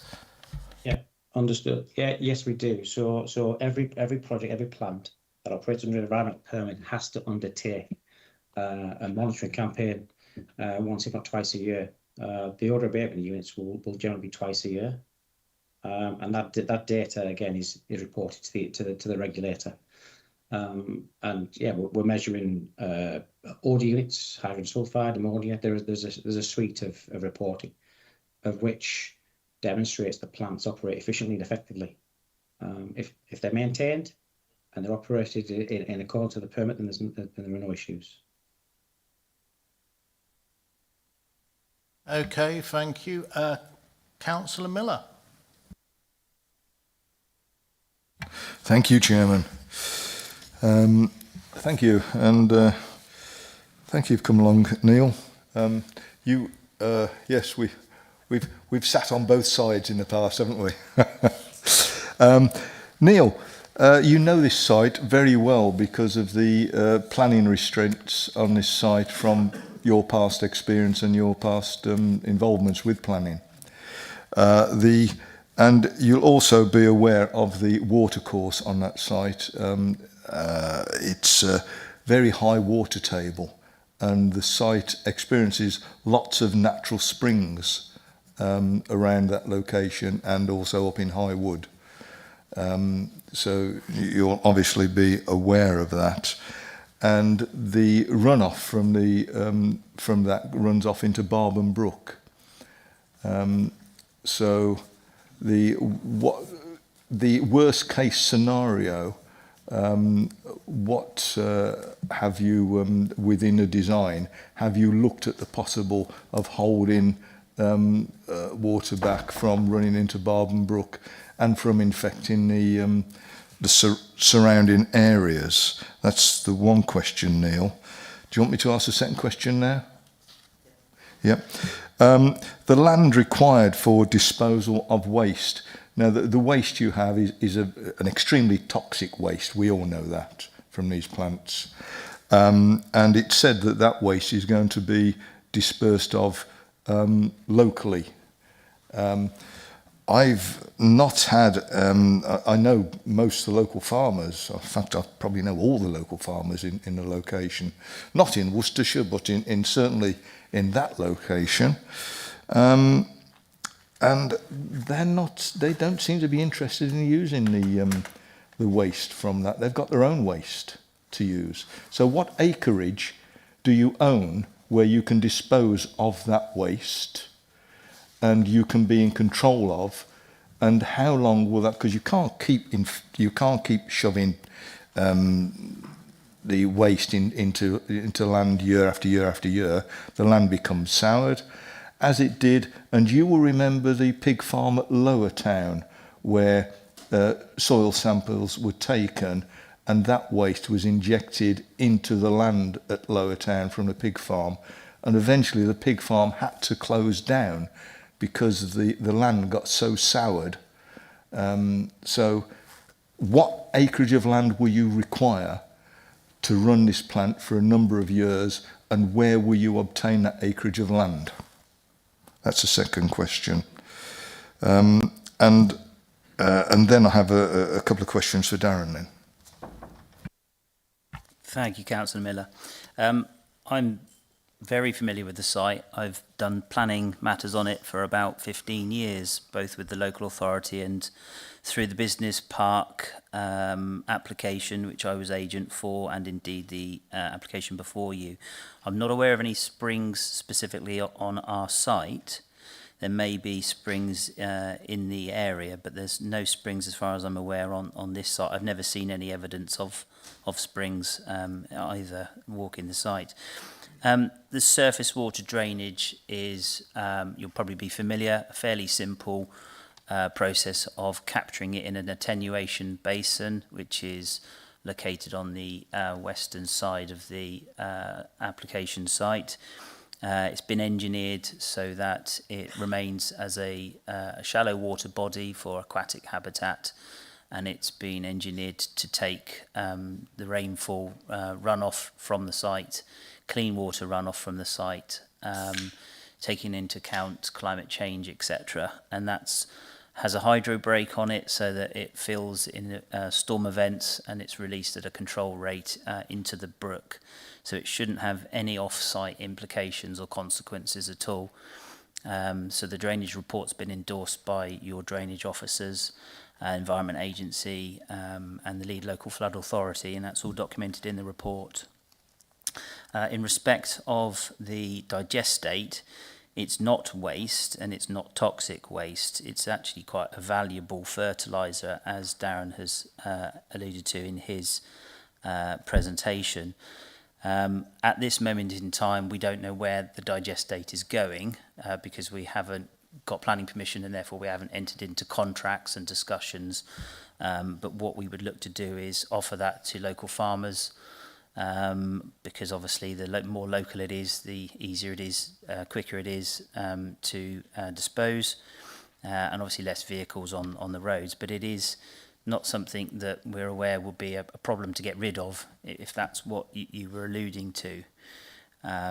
So yeah, we don't own any farmland outside of the application red line site or the blue line, but we don't foresee it being an issue to dispose of that digestate locally as a really valuable fertiliser for the agricultural industry. Thank you. And could you answer the question, Neil, please, on worst case scenario, if there was a problem or leakage from the site at all, and it ran into your lagoons or your water holding facilities, what is the process that you would undertake to prevent contamination of Barben Brook? So I'll briefly answer that and hand over to Darren because he's the expert. But the way the site has been designed, and you've heard that the digesters and the majority of the site, excluding the buildings, is effectively sunken, and it's within a containment bund. So if there was an issue with a leak, it is contained within effectively a lower bunded area. So there would be no risk to that washing down the site and outside of the site. Darren will no doubt correct me if I'm wrong or add to that. Yeah, that's correct, Neil. So in terms of secondary containment, all the tanks and all of the process equipment, anything which contains liquid, but quite simply, the whole area pretty much, with the exception of the lagoon, is within a containment bund. The lagoons obviously it would just rainwater. So, but again, it'll be monitored and managed in terms of level, the automation in place as well. So we don't see it as a risk. Clearly it can be mitigated. Thank you, Darren. Darren, with the saying about the waste not being toxic, we actually have we have somebody in the room actually who's worked at these plants, and they can tell you that getting this toxic material on their boots actually rots their boots. You know, to say that it's not harmful, I can't take that on board, I'm afraid. Have you been in control of any of the plants that have actually exploded, Darren? No, not at all. Can I just respond to your first comment in terms of waste and toxicity? Yep, surely. So obviously the material that's been received is controlled. It's controlled as a category 3 material. And it's controlled via animal health, and it's also controlled under the permit. I think that there needs to be a clear, I suppose, definition between waste reception and material which is required, which is as a byproduct from process, which is a PAS 110 digestate. So your comment there in terms of boots being rotted, I can't comment because I don't know the facility where those boots were rotted, but I can confirm and guarantee that not one of my projects has ever had an operator where his boots have rotted or melted within the waste. So yeah, it is a PAS 110, and it is certified by the Biofertilizer Association and has significant beneficial value as a product back to land. So that's clearly where we need to go. In that, PAS 110 is a product, not a waste. And in terms of any projects that I've been involved in exploded, no. They may have been hit by a lightning strike, which is a common occurrence. But the plants are engineered and designed in such a way to, I suppose, to absorb lightning. You know, they're engineered where they've got an earthen mat across the whole site itself, so it absorbs any lightning strike. And it would be crazy to think that you'd want lightning to be attracted to these facilities, but you know, insurance companies will say, well, okay, we need to see that your facility can attract lightning and has a dedicated lightning strike system, which is fine. We put them in place. So there's an earth strike system on a plant which is designed to attract lightning and take it away from what will be a high level structure. But again, controls are in place, mitigation measures are adopted, and we've never had an incident in all my time in this industry. Thank you, Darren. As you will be aware, lightning doesn't come from above down; it comes from the earth up. Mm-hmm. And that's the nature of lightning. But you did make comments about the auto monitoring system which the site would have on site. This monitoring system, is that self-contained on the site, or is it monitored off-site to work? Because basically you've got a chemical plant, haven't you? It is a chemical plant with a process and an end product. So who is monitoring this this system? Is it all automated, or is anybody monitoring it? Yeah, sure. 24 hours a day? It is monitored 24 hours a day, albeit the process activity takes place between 8 and 5, Monday to Friday, for example. But it is monitored 24/7. So we have a control room in our support office. And we have a support team which manage that process, but they also support the plant manager. But it's important to note that these systems, they're called SCADA systems, and they basically are an automated control system which controls valves, it controls pipework movements, it controls everything in terms of what's needed on a high-tech application and plant such as this. The project team also have a handheld device where they can monitor remotely. So yeah, you could in theory you could sit on a beach somewhere and monitor the plant from far away. However, that's not how we operate these plants. They're controlled day to day via the operational staff, and then out of hours they're controlled with an on-call support team. And everyone can log in, everyone who needs to log into from an operational perspective can log into this process and identify where the plant is doing good, where it's failing, and it will also give you alarms. So there will be an alarm which will be activated on the system, and we'll respond to it within 15 to 30 minutes. What we say is we would propose as an operator to have locally employed staff, and we certainly would like them to be with at least a 15-minute reaction time to the plant. Yeah, thank you, Darren. I mean, these plants they're complex things to operate. The skills of the people operating these plants are far and few between, as I understand, in this country. And that is why some of the plants are monitored outside of the country. Now, your system for monitoring, is that done via, is it over the network? Is it satellite? Is it mobile? How is it monitored? What is your, how do you connect to this site? So the system operates through a dedicated connection, so a VPN, or in certain cases we operate sites via satellite, simply because the infrastructure is lacking. But given the location for this site, then yes, it will be a dialing connection through a VPN terminal, and we can log straight through into the control system, and there's no delay, there's no lag. It's instantaneous. If we were to change any of the programming on the plant itself, and we were 200 miles away, it will be instantaneous.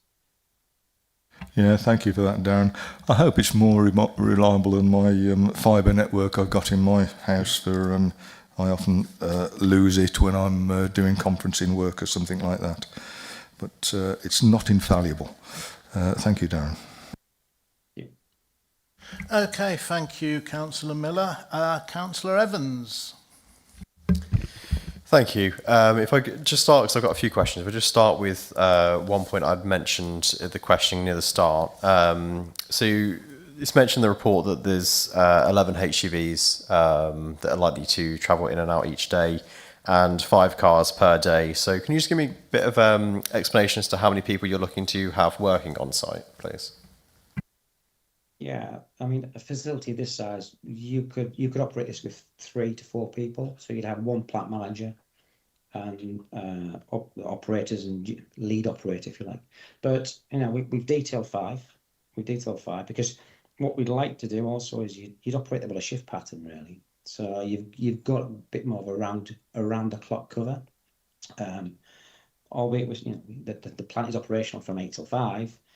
You'd have early attendance of operators, and then your plant manager would attend to site maybe 1 or 2 hours later. But ultimately, we're extending the operational cover to make the operations and the efficiency of plant better. But 5 would be maximum. Thank you. And then with your experience of the 6 other plants in the UK you've operated, so in terms of sort of scale and scope and size and things, are they quite similar to this one? And how many on average would you say work and employ there for the other ones you operate? Yeah, this is a small plant. This is a small plant, and we have, for reference purposes, we have a project where it is 100,000 tonnes, so it's twice the size, and it's operated by 5 staff. Okay, no, thank you. So touching on that with your similar experience, so you mentioned earlier that that you've had sort of no issues with the odour or anything at the other plants. So in terms of the odour management conditions that have been proposed here, are they similar to other conditions you've got upon which the ones you operate? Yes, similar, if not the same, yes. Thank you. And in terms of how they operate, how is their proximity to residential properties? Is it 3 metres in the case like this one is? No, it's not.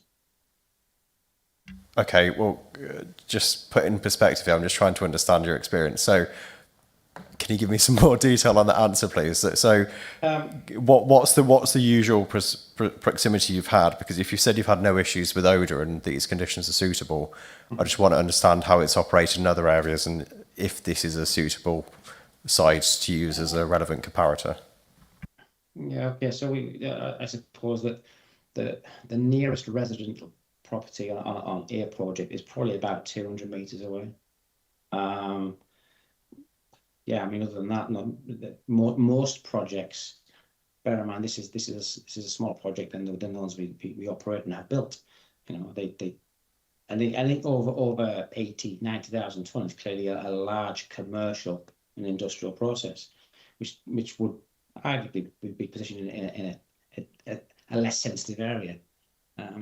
However, given what's been presented here, the reports that have been presented in terms of noise and odour clearly demonstrate there's no issues and mitigation measures can be adopted.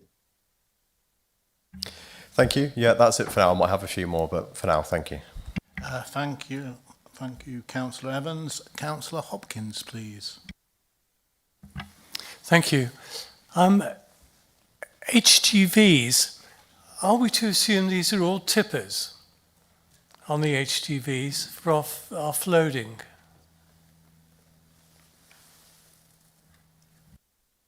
I believe it's being modelled as that basis, yes.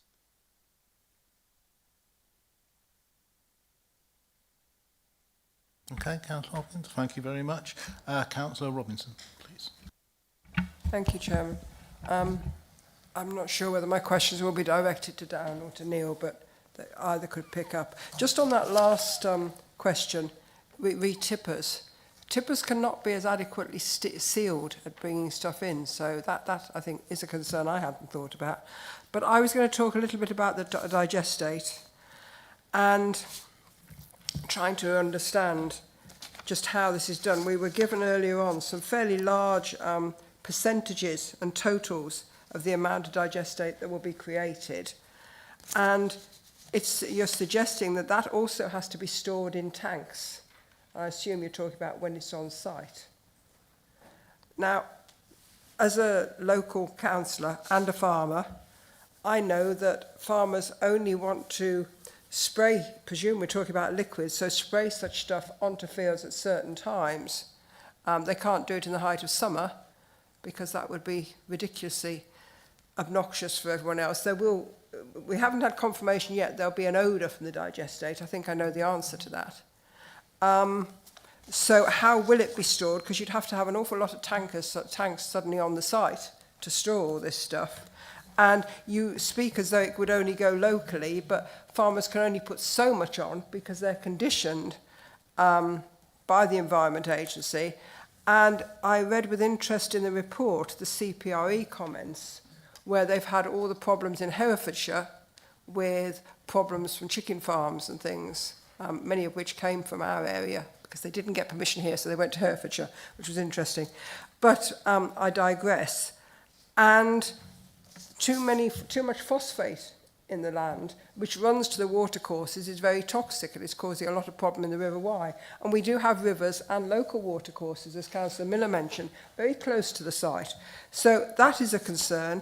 And also, when you're doing your vehicle numbers, if none of it is staying on site, it's going to be a lot of vehicles, and if it's tankers, certainly, more HGVs taking stuff away.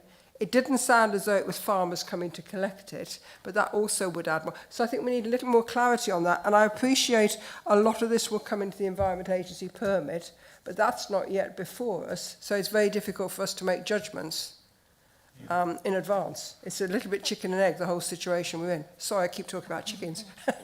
Thank you. Appreciate some responses. I'm going to defer this one to either Darren or to Keith Warburton, who sat behind me. Okay, Keith, if you want to come and join us, please, you're very welcome. Thank you.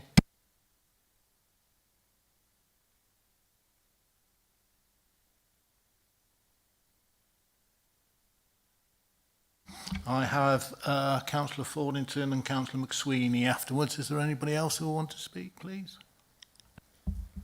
No, okay. If you'd like to get on your answer, then please. Thank you very much. Thank you, Chair. A little bit of my history. I'm chairman for a national governing body for all of the fishing in Wales. So for the sea fishing, for the coarse fishing, and for the game fishing, all sits with me. I'm also a fishery manager. So I've had Keir Pool and 4 other lakes in Worcestershire for the last 30 years.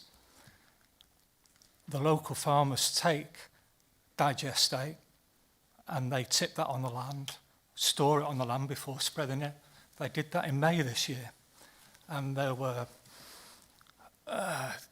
truckloads of it in each field ready to be dispersed. So it's just, it's happening out there. And in terms of future contracts and things, then I don't think there'd be a problem getting rid of the digestate. Thank you.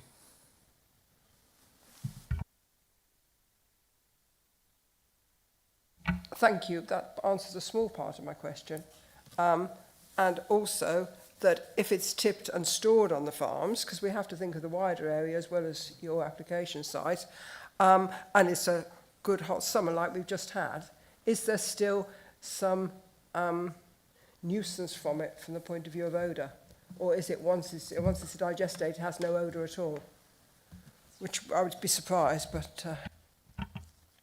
I believe that the farmers are under an obligation to turn that digestate in, I think, within 72 hours of it arriving on site, to actually get that into the land.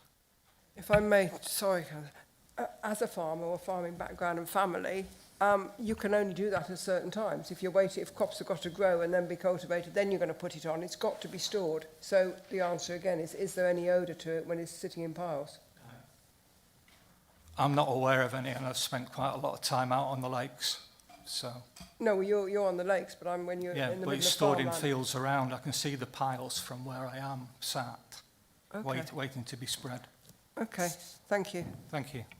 There were a few more questions in my original. Well, ask them again, please. I was hoping you weren't going to say that, Chairman. Well, one was about the.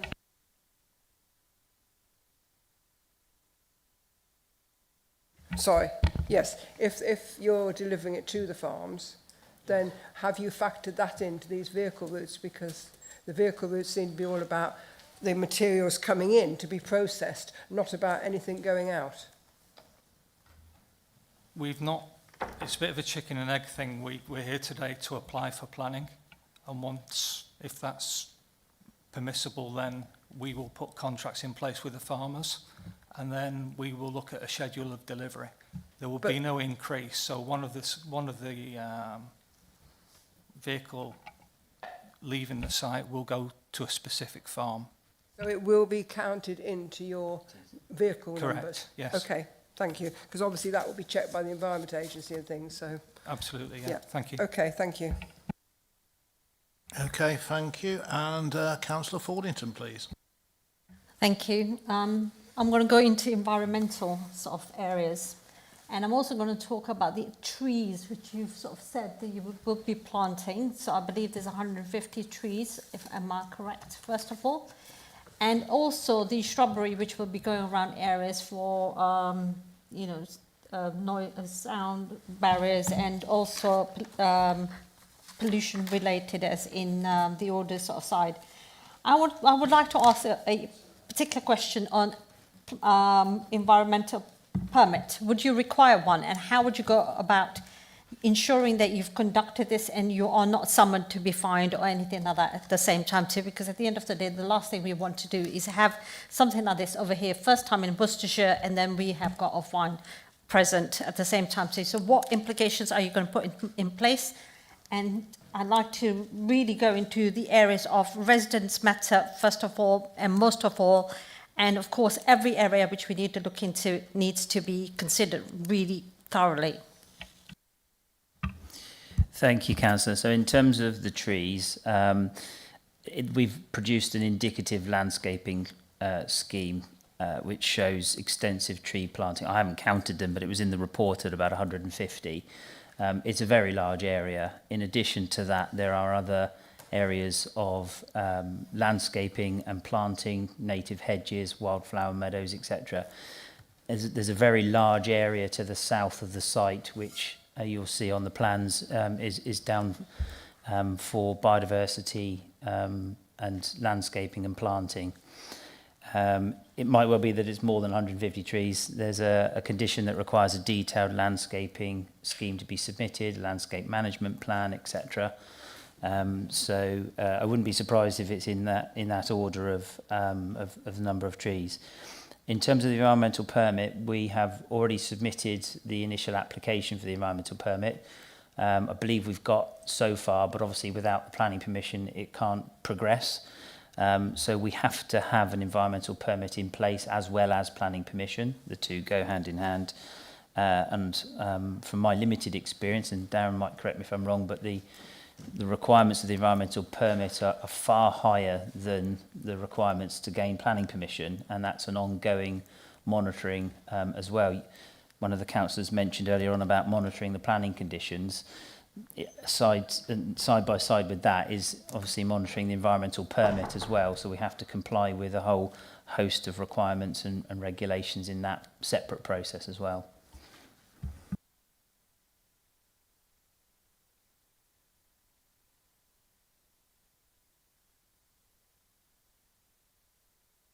Okay, you can come back, that's not a problem at all. Councillor McSweeney, please. Thank you, Chair. I would say I've got a couple of completely different points here. I'll go with the first one.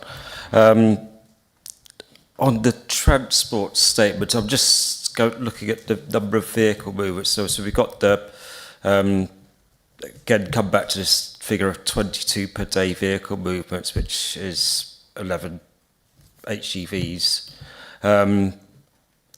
This is based on utilising, sort of looking at the text we've got here, 20-tonne vehicles. So I'm sort of looking at the fact, as you say, we're at the planning commission stage, we don't have any operational things in place for this at the moment. Is there the possibility that operationally you might be having smaller vehicles coming to site, depending on who you've got contracts with and what's there delivering waste, in which case would therefore the number of vehicle movements be higher than that? My understanding is the 22 trips, so the 11 in, the 11 out, is a worst case scenario, so we don't anticipate it being greater than that.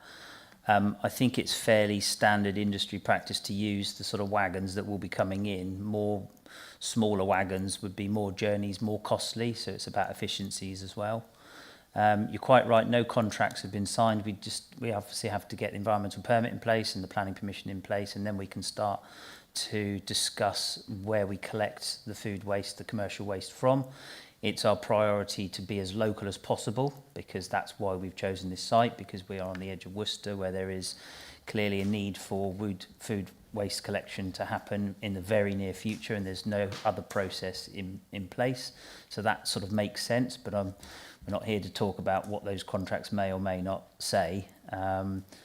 But yeah, hopefully the lorries won't be going very far. The trips at the moment for commercial waste are going up into Shropshire, and if we can take Worcestershire commercial waste, that reduces the amount of traffic elsewhere on the roads as well. So that's a benefit of the scheme. Okay, thank you. I'm not sure I'm going to get any more answers to that, but I'm just, I don't know if it's maybe a point. I'm happy to take a response to this, that there is a assumption there in terms of the operation that you would be having these 20-tonne vehicles, but there is no assurance of that. So this is, I'll say, I'll note sort of this, we have the thing approximately an estimate. There isn't, I'm not sure there's anything specifically say that that's a worst case, but because we're working on the assumption that it's going to be those bigger vehicles, but there is, I appreciate operationally that there are things that make sense, but there's no assurance that there won't be higher numbers of smaller vehicles that I can see.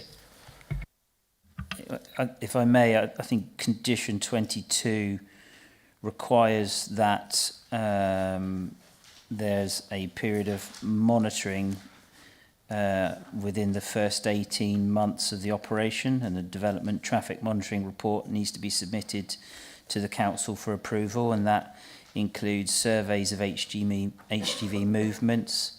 It's on page 179, I think, of your report. So it's quite a lengthy condition that requires quite a lot of information to be gathered over that initial 18 months and submitted to the council, presumably also for the Highway Authority. And obviously, if there are issues raised in that, then the condition wouldn't effectively be discharged, and there would need to be further discussions about what implications there are. Okay, thank you very much. Councillor Victory, please. Thank you, Chair. I'd just like to clarify, if I can, by questioning the digestate and the pasteurisation process. My understanding is that the pasteurisation process will render any toxicity of the digestate irrelevant. It will pasteurize it, and therefore there will be very little or no odour from it.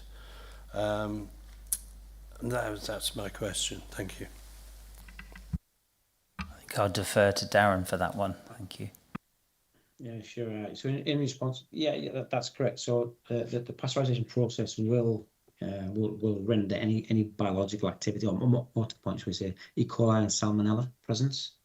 The material as a PAS 110 has to go through significant amount of scrutiny in terms of testing.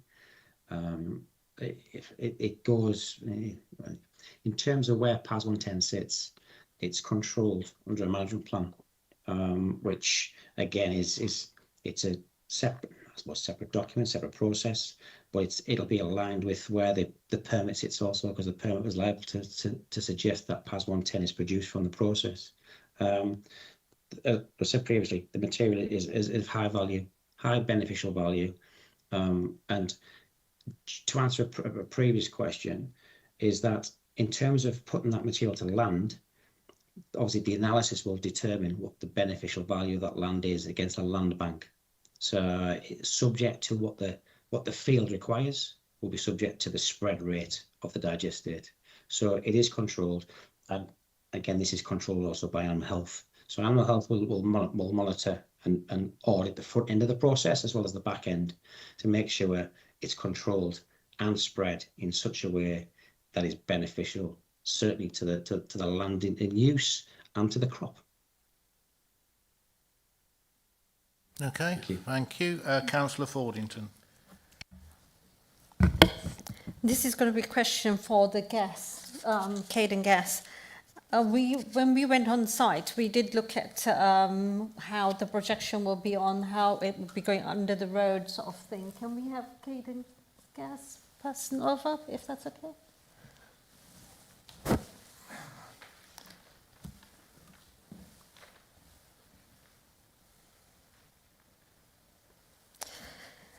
Thank you. Could you kindly explain how would this procedure work, first of all, and I'll come back to you with further questions. Thank you. All right, first of all, I qualify. I'm 46 years as a gasman. I can't, although I work for Cadent Gas, I can't actually represent, so it won't be a statement on behalf of Cadent Gas, but I'll try and help you with your question. So, specifically, please. My question is the layout on how this is going to be going from the development to feed the gas on the discussion which we had on site, please. Okay, I think we have a map that could go up, if possible. That may be helpful to members.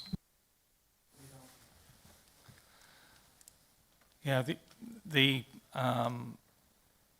approach pipe work will utilise an underpass under the A449 and then turn left towards Cadent Gas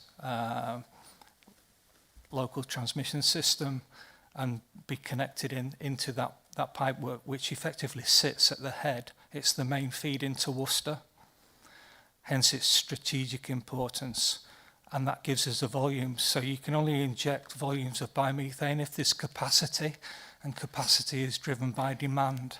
So it's got the best opportunity, hence the site location, the connection point into the local transmission system, which is at £300 a square inch. That's the operating pressure of that orange pipe work shown on the diagram. And I would say also that I've just completed a 200-page feasibility report for Ofgem, in terms of,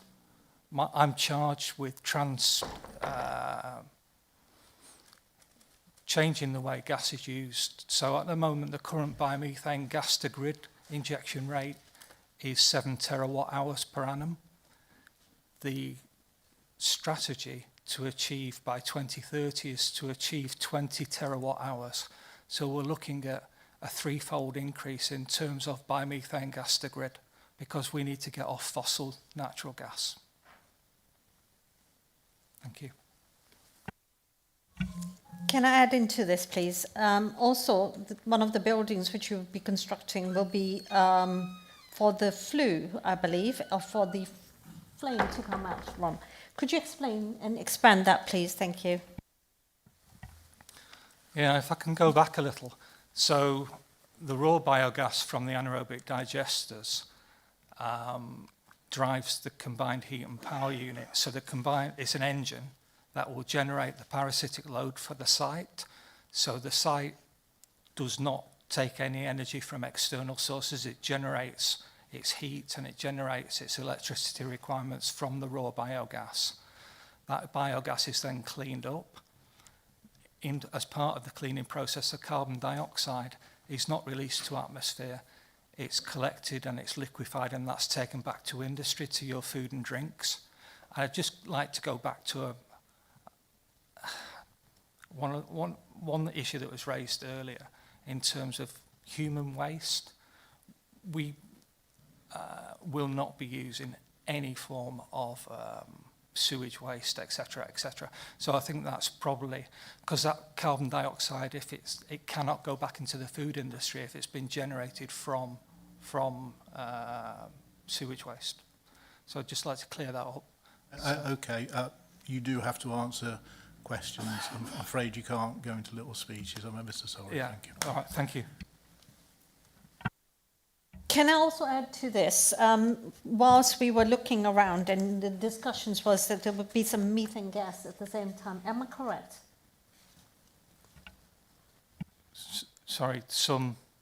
Methane gas, am I correct? Was it methane gas? It is methane, yeah. It's biomethane that's injected into the national grid, yeah. Okay, thank you. We've got Councillor Miller and then Councillor McSweeney, and then I'm going to stop taking questions. I think this has gone on long enough. I then will have a few questions myself, and then we will move on to Councillor Zeb James. Okay. Yeah, Councillor thank Miller. you. Back to gas, I'm afraid. I read a report from Cadent to say that they were not going to be accepting biogas into their system because of the consistency of the gas. I believe it burns at a slightly different temperature, so the calorific value at the end of the day, you may require more gas to heat the same amount of water as another type of gas, because gases burn at different temperatures. Is this going to be a problem? How do you produce the correct value of gas required to inject in a consistent level that is required for Cadent? How is this process achieved? My feasibility report that I've just delivered to Ofgem considered 5 enrichment gases. So, in answer to your question, the biomethane then passes through calorimeters. The calorimeters measure certain parameters within the gas. It's controlled by Gas Safety Management Regulations 1996. So each one of the constituent parts of the biomethane needs to be met. In terms specifically of calorific value, that needs to be 39.5 plus or minus 0.5 megajoules per cubic metre. That's its entry point. Anything out of spec, the remote operated valve is fired from the plant and that gas comes back for reprocessing, so it's not allowed to be injected into the national grid or Cadent's network. Okay, thank you, Councillor Miller. And finally, Councillor McSweeney, before I say a few words. Thank you. Thank you, Chair. I'm hoping I'm not opening a can of words. This will be brief. I'm just going to come back to the issue of odour again. Obviously, does the odour management plan My apologies if this is something that has been gone over, but it's not clear in my mind that we have this. In terms of the odour management plan, will there be ongoing monitoring of the impact of odours on receptors?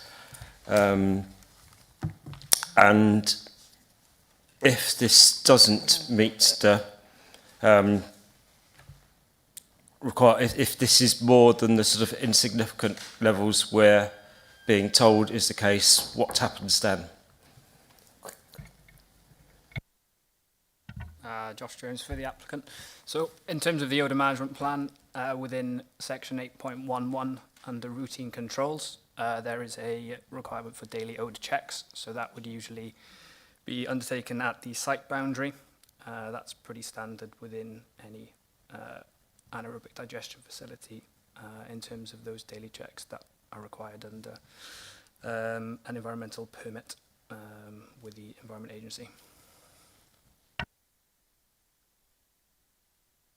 Okay, so we have checks being taken at the site boundaries, what we've been told. So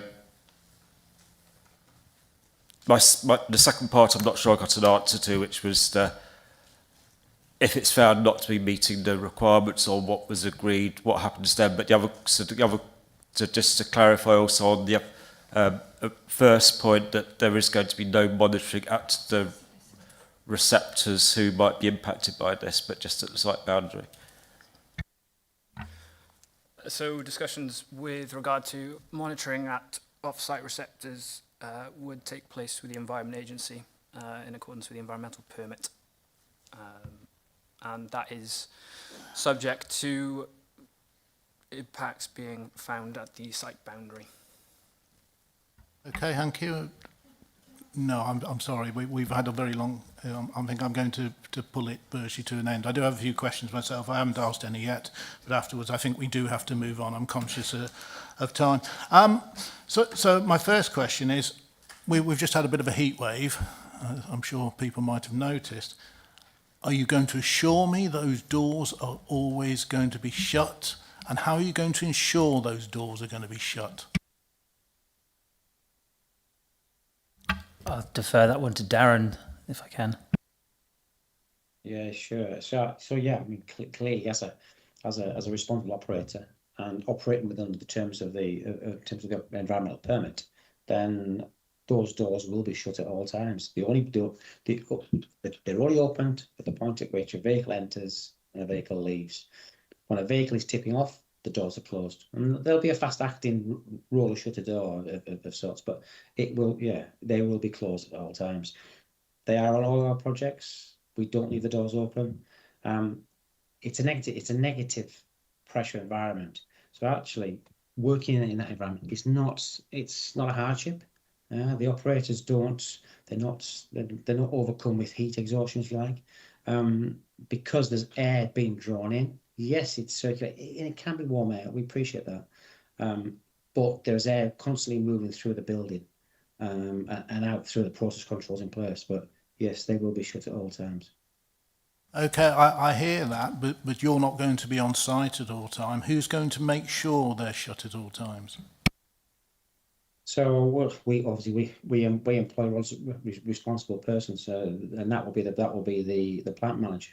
The plant manager will have a responsibility to manage the permit conditions also. So we have a responsibility as a business and as an operator, but also there is an individual responsibility and duty of care applied with any operation that we undertake.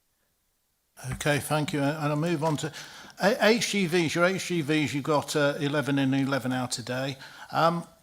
What happens if one turns up late because there's been an accident on the road? You know, the things happen that you can't control. What happens if that vehicle turns up outside the operating hours? Well, on that basis, we wouldn't accept the vehicle. It's we wouldn't be in breach of any of either our planning or our environmental permit conditions. Okay, so where's this vehicle going to go overnight? Well, given the vehicles, the expected catchment area for material would be within a 30-mile radius. Now, subject to where he is in terms of his operational hours, if there's a requirement for a vehicle to stand down, then rather than having park on a road, then yes, you use judgment to accept the vehicle onto site, but not to tip the vehicle, because the operational hours will clearly dictate at what times we can operate and move material around the facility. So to safeguard movements on the public roads, yes, you'd use judgment and accept him onto site. He will be sheeted, he will be covered, so that there should be no issues in terms of order and order release. Okay, I think if a vehicle's left overnight on the site, there certainly will be some leakage of odour. If I understand it, you run 6 anaerobic digester plants in the UK, is that correct? That is correct, yes. Okay. On any of them, has there ever been a problem where the governing authority, i.e. the county council or the EA, has had to intervene? No. No, in terms of where we sit at this moment in time, all our plants are compliant with permit conditions. We, as a responsible operator, we are more likely to raise a concern to the EA or the regulator before the regulator raises concern to us. Okay, thank you. My last question is, you mentioned at another site that your nearest resident was about 200 metres away. Have they or any of the other residents around any of your sites had to come to you and complain about odour?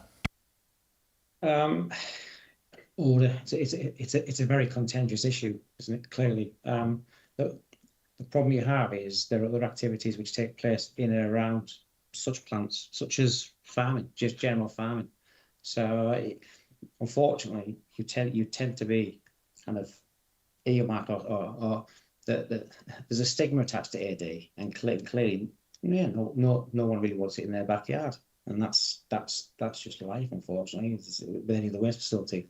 But in terms of being able to monitor and control, we clearly have procedures in place. We have routines in which we follow on a day-to-day basis, and we can identify if there's an issue on process or if there's an issue off-site and outside of the permitted area, which is then no longer our responsibility, because we do monitor off-site operations. And if we're aware of a farm that's spreading, then actually we will alert the agency to that event, because what we don't want is we don't want the agency coming to us and having complaints being raised by locals and neighbours and councillors alike.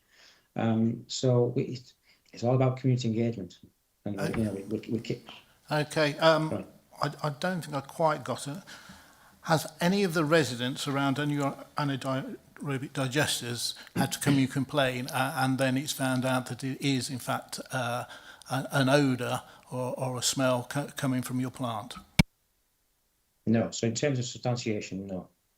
Okay, thank you. Thank you very much. I think we'll sort of now move on to the next bit. So thank you for your presentation and for answering our questions. So where are we going to now? Here we are. I think we're on to the next page. And we move on to the local councillor. And before I allow you to speak, before we open the item for the committee to debate, the local councillor is Zeb James. I know you want to address. I'm not going to ask. It says, do you want to address? But I know you're here. You do want to address. Okay. I would have preferred if you kept it to 6 minutes. I have allowed you 10 minutes. It is a maximum of 10 minutes. I will then stop you. Afterwards, we again will take a quick comfort break, because I'm thinking once we get into debate, we might be here some time, I suspect. Okay. Yeah, are you ready, Councillor James? 10 minutes. Fab, thank you. I thought I'd address actually one of your concerns that you raised to the police witness, which is, has there been an increase in traffic meeting each other in the road? Yes, there has. As the local member, I get an email about this from residents weekly, and that can be confirmed with highways. I would also point out, and I would like to quote Darren to start off with and say, nobody wants this in their backyard. That is spot on. That's perhaps the only thing that the applicant and I will agree on. I think as well we have to be really clear. The applicant has said they're a responsible operator. These are the same people that were themselves fined And actually one of the witnesses here today worked for the company whilst they were fined. So hopefully in the debate they will be able to answer what they've changed, because they were fined £16,000. I will talk about policy because policy is very important, but I will also pay tribute to the 322 residents who did an objection. For planning, that is a huge number. I haven't activated people that much, that quickly. Also pay tribute to the parish council and to district colleagues. It has been rumoured that the district have not objected. That is factually incorrect. Councillor Birch, who is behind me, led a very successful petition to gauge views. I believe nearly 100% of residents signed their objection on that petition in Hindlip. I also want to draw attention to the national planning framework. We have to look at the Greenbelt. In paragraph 153 of that framework, it states inappropriate development is by definition harmful to the Greenbelt and should not be approved except in very special circumstance. I've not heard today, or neither of any of my residents, why this location has a mitigation, why it isn't a special circumstance. It doesn't fall within any exception set out in paragraph 154 of the framework. The exception relating to the redevelopment of previously developed land requires that the redevelopment would not cause substantial harm to the openness of the green belt. I think a 10-metre tower probably damages the openness of a green belt. The framework defines previously developed land as land which has been lawfully developed and is or was occupied by a permanent structure, including the curtilage of developed land. However, it is clear that this should not be assumed that the whole of the curtilage should be developed. The scheme proposes the replacement of 2 existing buildings with 4 substantial new buildings, 4 large digesters and a significant amount of additional industrial infrastructure on the entire site, way beyond the extent of existing buildings. To pick up on a point that Councillor Eacock made, and you yourself, Chair, if a HGV or wagon is refused from the site, I'm pretty certain my residents who already wait up to 20 minutes to try and work out which vehicle is going to move out the way first will not be happy if that wagon decides to park up in the lane or in the car park of this facility, producing odour which has not been mitigated for. It's also acknowledged in paragraph 1.55 of the NPPF that circumstances in which certain forms of development within the green belt may not be regarded as inappropriate, the site may potentially be considered grey belt land. However, the framework is clear that the development must not fundamentally undermine the purpose of the remaining green belt. Moving on slightly, we will look at the SWDPR, which I know is a district policy, but actually we have adopted it and we did that back in March. Part 28 requires development proposals to complement the local character of the area with the scale, height and massing that is appropriate to their setting. I'm sure you all enjoyed my lovely division yesterday. I can't see any industrial features within Hindlip. I'm sure you could point that out. We also have to look at if we are going to use Worcester food waste. I don't know if any of you have been from Hindlip to Worcester. I make the trip quite often. It will not be a 10-minute drive. In rush hour traffic or between 8 and 5, you can be there for up to an hour. I left the house today very, very early. I got here just in the nick of time. It is fundamentally out of keeping with the character of the rural village and does not represent the development. Now, I'm very keen to get this point in. I don't know how I'm doing for time and the chair's glaring, so I will speed through. A resident wrote to me, and this is where it gets serious, because we can talk about the technical, but we don't talk enough about the people. A dad wrote to me about his autistic child and that there was no quality of life before they moved to Hindlip, that they were up all hours because the child could not cope with noise, with sound and with smell. That child now has a quality of life because of where they live. They are one of the houses closest to this development. They are terrified. Their word to me in my email, they are terrified of what will happen to their child. Residents are not NIMBYs. If anything, I think they want good infrastructure, but what they don't want is inappropriate development, destroying Greenbelt when there are plenty of other opportunities. A colleague mentioned earlier there will always be winners and losers in planning. The residents of Hindlip cannot be the losers in this to fulfil a general national framework. There are other places in Worcestershire that can do what this plant would do. And I will also notice there's always a farmer that saves me in my rural division, a farmer called Jim. Jim owns the land that would be needed to connect this place to the national grid to the grid. Jim isn't selling that land. So I don't quite know what the developer's purpose is to actually connect it, because they would need to get involved in private land. So I don't know what's happening here, but as far as a resident is concerned, their land isn't for sale, and I don't believe the structure and character of Hindlip should be either. So thank you, Chair. That was brief and succinct, I hope. Yes, I'm very impressed. Thank you very much. Thank you. I'm going to give the applicant a chance to respond, because it was alleged that you were fined £16,000, and I feel that you should have the right to reply to that. Yeah, happy to respond on that. Just to clarify, obviously, we're not the applicant. We're the proposed operator. However, so the fine as issued by the Environment Agency was due to a commissioning event which took place during COVID. So whilst everyone was sat in their pajamas or drinking gin and tonic in their lazy spa, we were trying to commission and build a project where pretty much the country was in lockdown. So March 20,000, just March 20. Either way, it was 2019. The project was commissioned. There was a commissioning fault with a piece of equipment, so the plant wasn't actually in operation, but it was at the point where it was producing gas, and it was a flare. So the flare had an electrical issue, and quite simply, we were producing biogas, and the ability to flare that or burn that biogas off was restricted because there was an issue with the flare. And that's it as the case goes. We held our hands up. Yeah, we went to court. We admitted responsibility, as we would as a responsible operator. Thereafter, there were no other issues or concerns raised via the EA on that particular project, from as it went into its operational life. Okay, thank you.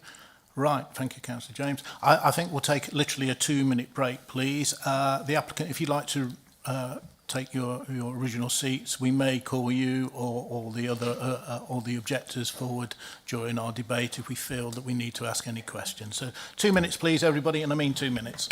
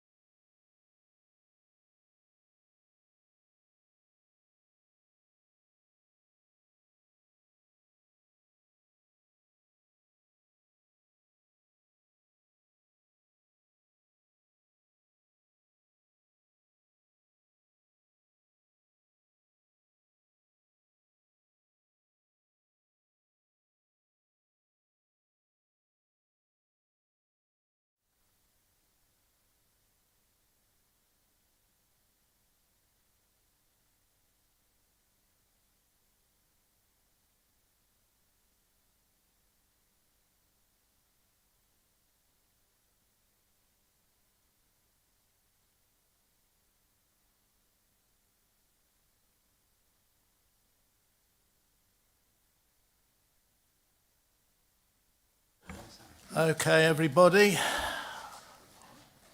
We're trying to go for the world record here, by the way. So, I know it's been a long meeting, and I'm just about to open it to general debate. What I'm not going to do is take any proposals quickly. I want us to have a proper debate, and then when I think we've reached the end of that debate and everybody's had a chance to speak who wants to speak at that stage, I'll be looking for proposals. Okay. So can I now open the general debate for the item and ask requests to speak from the committee members, please? Thank you. Somebody put your hand up. Come on.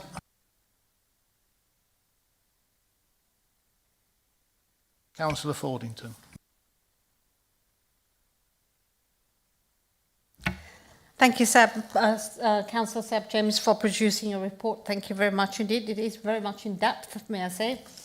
I can understand your meanings on the importance of looking after our residents, because at the end of the day, they're number one and they're primary for anything, anyhow. But looking into the picture of what we require, how we need to require this, there is definitely a need for this a digestive system to be actually to actually occur somewhere along the line, somewhere in the right location and the right place. I just want to sort of turn to the areas which we're looking into on your report, if that's okay. You mentioned the fine. Can we go back into that, please, if that's okay? Oh, we've lost Darren now. Have we lost Darren? Hello. Hi. Yeah. Hello.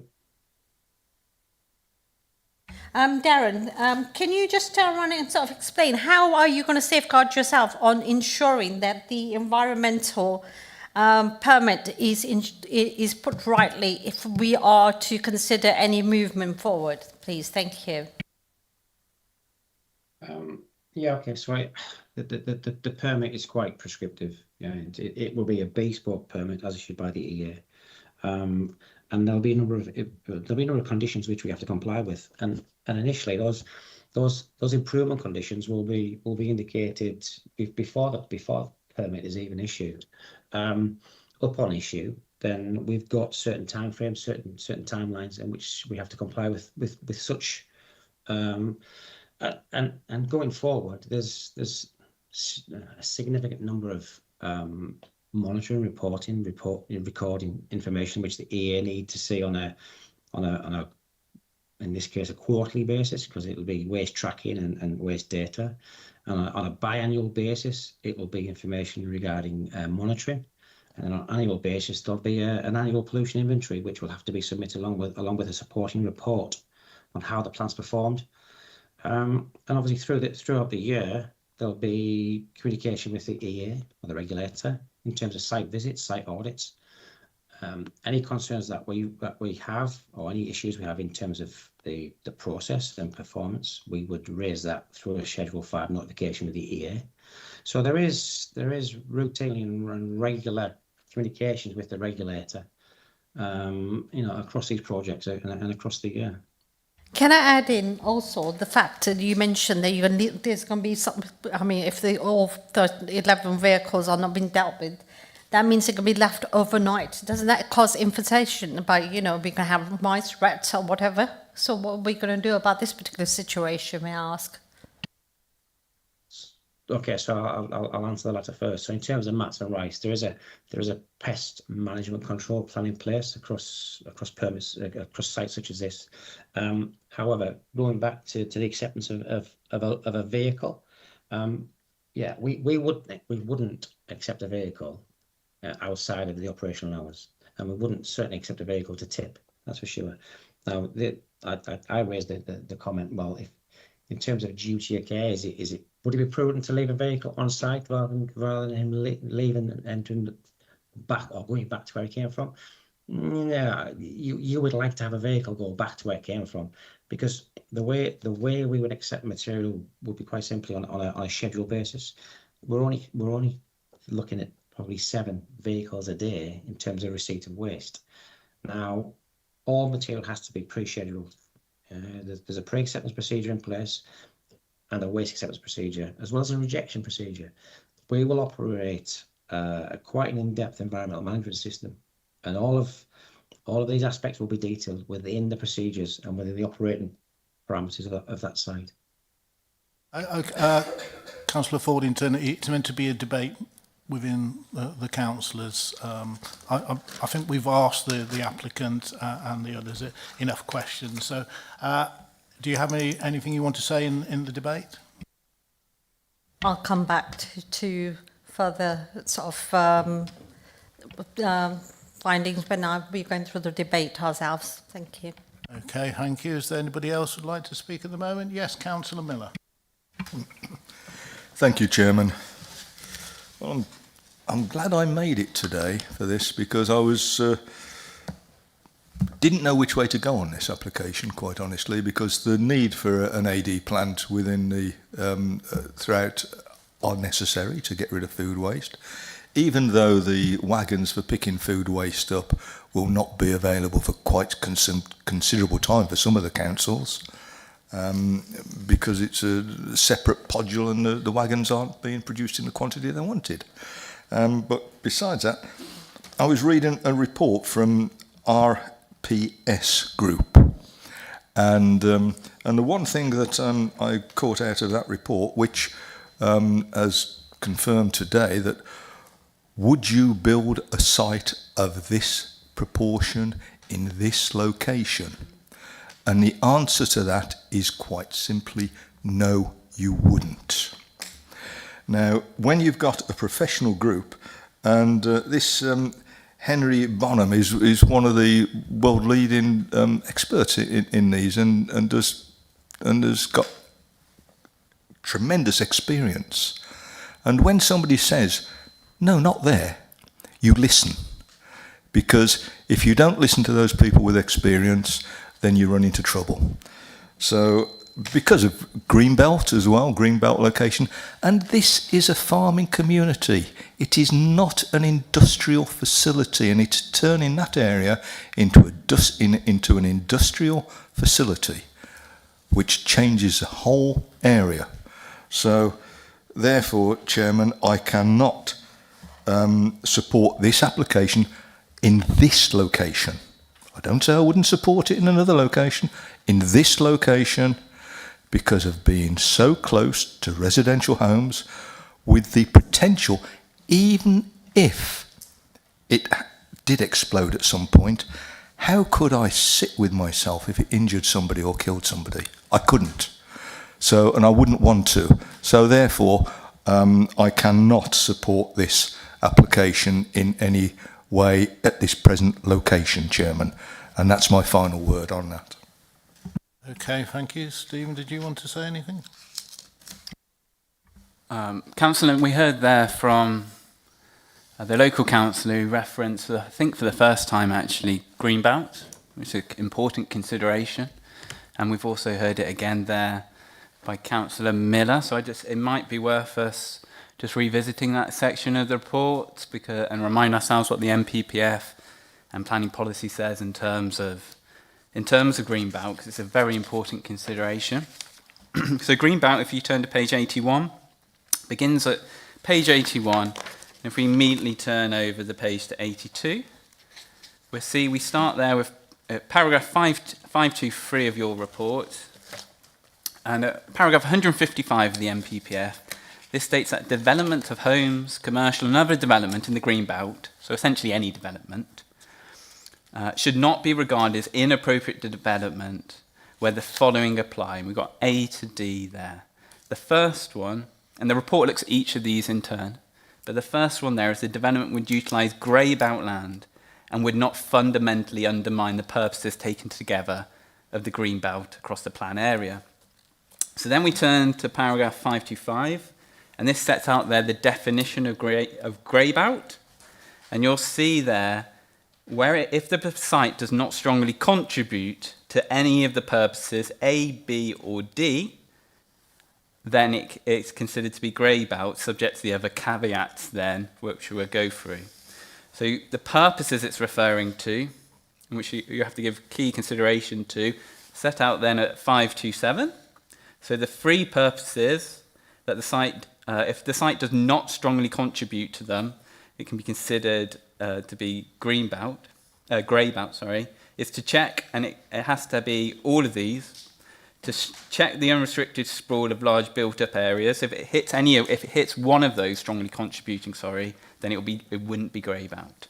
So it can't check, strongly contribute to check unrestricted sprawl of large built-up areas, to prevent neighbouring towns merging into one another, and to preserve the setting and special characteristic of towns.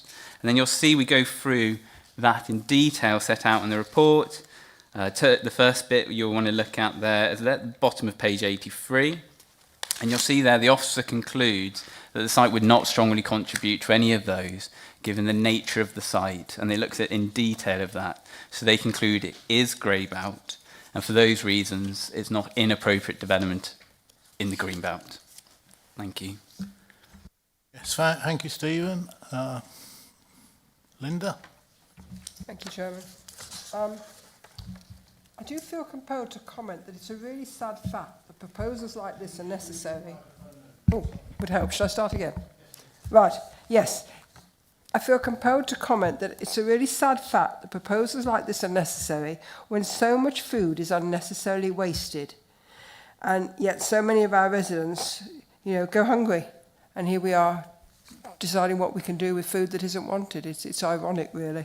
But, and it's also disappointed, and I note in Power 96, that relevant new draft SPDs have not yet been adopted and therefore can only be given limited weight. So I'd ask Steve about that when he sums up. And also, the environmental impact hasn't yet been done by the EA because, again, we go back to the chicken and egg. That comes afterwards. And therefore, has this application been adequately conditioned by us? We haven't looked very much at changing or adding any conditions before permission may be granted. Thank you. Thank you, Councillor Robinson. Councillor McSweeney. Thank you, Chair. I'll start by saying that from a general point of view, but I think this has been echoed by colleagues, and I'll say this again, that this was commitment to sort of net zero, to preventing climate change. I'll say this is something I've a lot of interest in, that this is the sort of thing we should be doing, but I'm going to agree with my colleagues also that is this the right place for us to be doing it? The issue I've sort of been raised several times, and I'm not sure I'm fairly happy with the answer I've got, which is about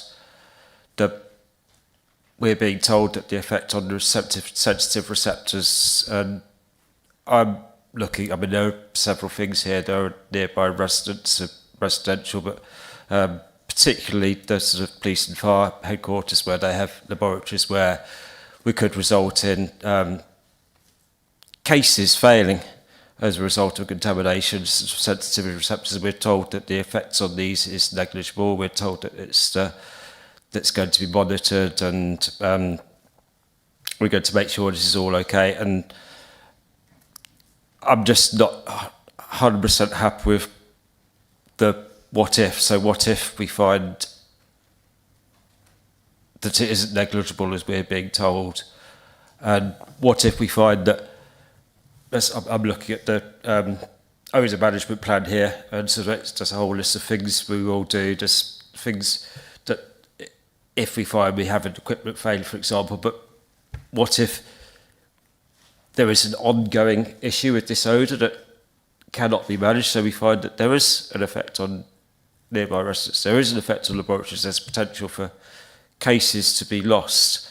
The what if is there, I'm looking at kind of, excuse the terminology, the nuclear option here. Is there a consideration that we ultimately say, okay, we've tried this, it doesn't work, we do have a odour issue with the sensitive receptors nearby, that would potentially require the police to install additional equipment, which where we have the, excuse me, I'm missing the terminology that they use for where they're being required to do something as a result of something new coming in. what's then? I'm not sure. I think I've probably said about all I wanted to say at that point, but thank you, Chair. Thank you, Stephen. Did you want to say anything in response to that? I can answer that, and then I'll pass over to my colleague just to clarify, if I may, Chairman, on Councillor Robinson's query about the SPDs. I guess the key point in terms of odour, noise, and dust, and probably the most important paragraph in the whole report or paragraphs is 709 and 710. You've heard it already today, and apologise repeating it. But it's so important, I think we need to just take a moment to understand it. So paragraph 201 of the NPPF states the focus of planning policies and decisions should be on whether the proposed development is acceptable use of land, rather than the control of processes or emissions where these are subject to separate pollution control regimes. Planning decisions should assume that these regimes will operate effectively. I mean, that's a leap of faith that the NPPF is asking us to make, but that's a material consideration. And if we read that hand in hand, then with the NPPF, and we turn to paragraph 710, which is the planning practice guidance, this elaborates on this, but a bit more what does this mean in practice? So here we know there's an environmental permit, and the Environment Agency have confirmed it will control noise, dust, odour, vermin and pests. It says in the last sentence there, however, before granting planning permission, they, the County Planning Authority, will need to be satisfied that these issues can or will be adequately addressed by taking advice by the relevant regulatory bodies. So here, we've taken advice from Worcestershire Regulatory Services. They've confirmed to us that they think the plant, or they consider the plant, can operate within these parameters. And not only that, the County Council have imposed conditions to ensure that, so they're satisfied. And we've also taken advice from the Environment Agency. Now, you've heard today they say it could be challenging, and they do say that. But they confirm that it will require a bespoke environmental permit, and that would control those operations. So there is a realistic prospect today that planning permission could be granted, but they don't get an environmental permit. That is a realistic prospect. If that were to happen, that they could not operate. They need both. It's a dual consenting process. So today we're looking at the use of land and the Environment Agency, and they've confirmed as well that they will consult on the environmental permit given the level of interest, which they don't do on all. That would control the operations on site. So many of the things that are raised, that would be the primary controls for those emissions. If I just hand over, if I may, to Marta, who will go through Councillor Robinson's query on SPDs. Yes, just to say that we have supplied an addendum to our report, which is specifying that basically in the report we said there were certain SPDs which were draft to support South Worcestershire Development Plan review. But since our report was published on the 24th of June, they were adopted. So we have air quality and Whichehaven Design Code SPD, which were adopted, whilst Sustainable Building and Construction SPD, which was recommended to be SPD, is actually been turned into a guidance at the moment. So just matter of clarification. And just to clarify, that doesn't change the recommendation before you today. Okay, thank you very much. Yes, Chris. Thank you, Chair. I'll very briefly come back in. I'm not sure I'm going to add anything that needs an answer here, but anyway, I'll just say thank you, Steve. When you said the most important paragraphs, I knew where you were going. I've got them bookmarked. I mean, the sentence at the bottom of 710, however, before granting planning permission, they will need to be satisfied that these issues can or will be adequately addressed by taking the advice from the relevant regulatory body. I appreciate you kind of just answered that, but I'm just saying this comes to the real crux of what we're being asked to decide here. Say, can we be satisfied with that?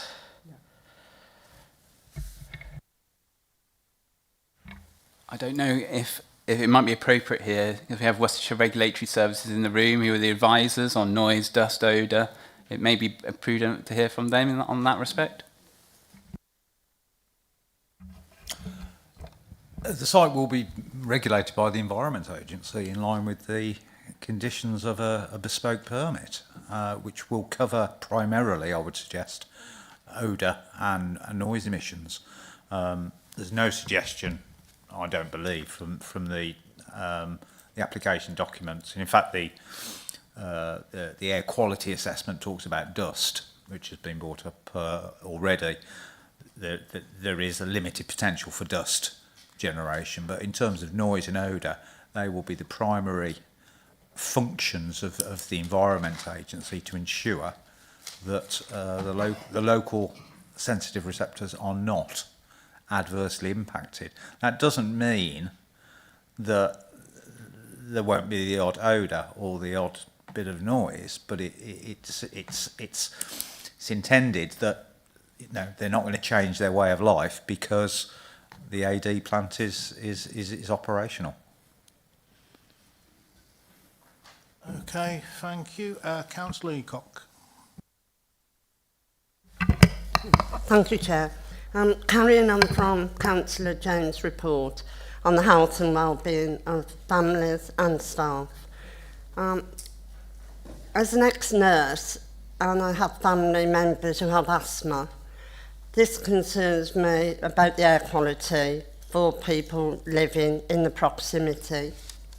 Also, the health and well-being benefits in the report, all I could find was employment or friendly cycling, parking, whilst what other health benefits will the employers get, and also will it extend to families living close by? The other thing is the health impact assessment screening, as it was not required in this instance. What exactly is the health impact access screening? So health impact assessment screen is essentially a matrix that was developed in consultation with public health, and it's been adopted and published by Worcestershire County Council, and also forms part of the development plan in the South Worcestershire Development Plan Review. And also, so in that it's like a matrix and it sets out certain matters, and that's where the applicant has to screen it and say what the benefits, disadvantages are of it. So that's a health impact assessment screening. It's not in the report. It's a supplementary document, so it's similar to an air quality impact assessment or odour impact assessment. Those are all on the website, so it's a similar supporting document to that. There's a health section in the report that refers to it and considers that impact, and there it was considered to be acceptable. Excuse me, it's on page 112 of the report. What about families who don't have access to internet, who live close by? How will they access this report if they can't get on the internet on the Worcestershire Health website? Yeah, sure. What we arrange is members of the public can come into libraries, so we've arranged for the Hive so that they can view them. Also, we arrange for officers by appointment to share their computer so they can come in and see that. If someone phoned us up and asked for a particular aspect of a report and it wasn't too long, then we'd happily print that section for them and send it to them. We've had no such requests.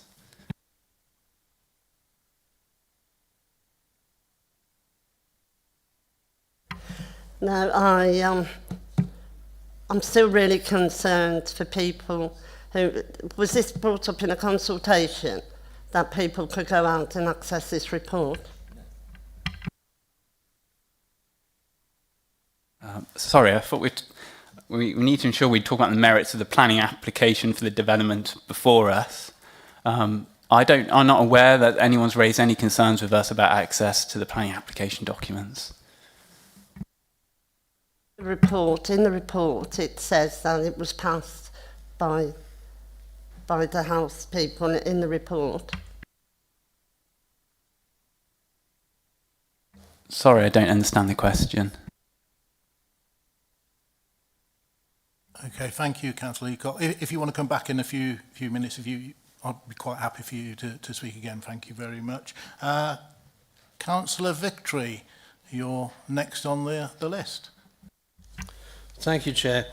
Yes, I was very pleased to have it so clearly explained that while it might be in the countryside, this site is grey belt, not green belt, because of its prior uses, and having walked across it, it's quite clear that it's not just like open countryside. It's clearly been used, if you like, industrially. There's a lot of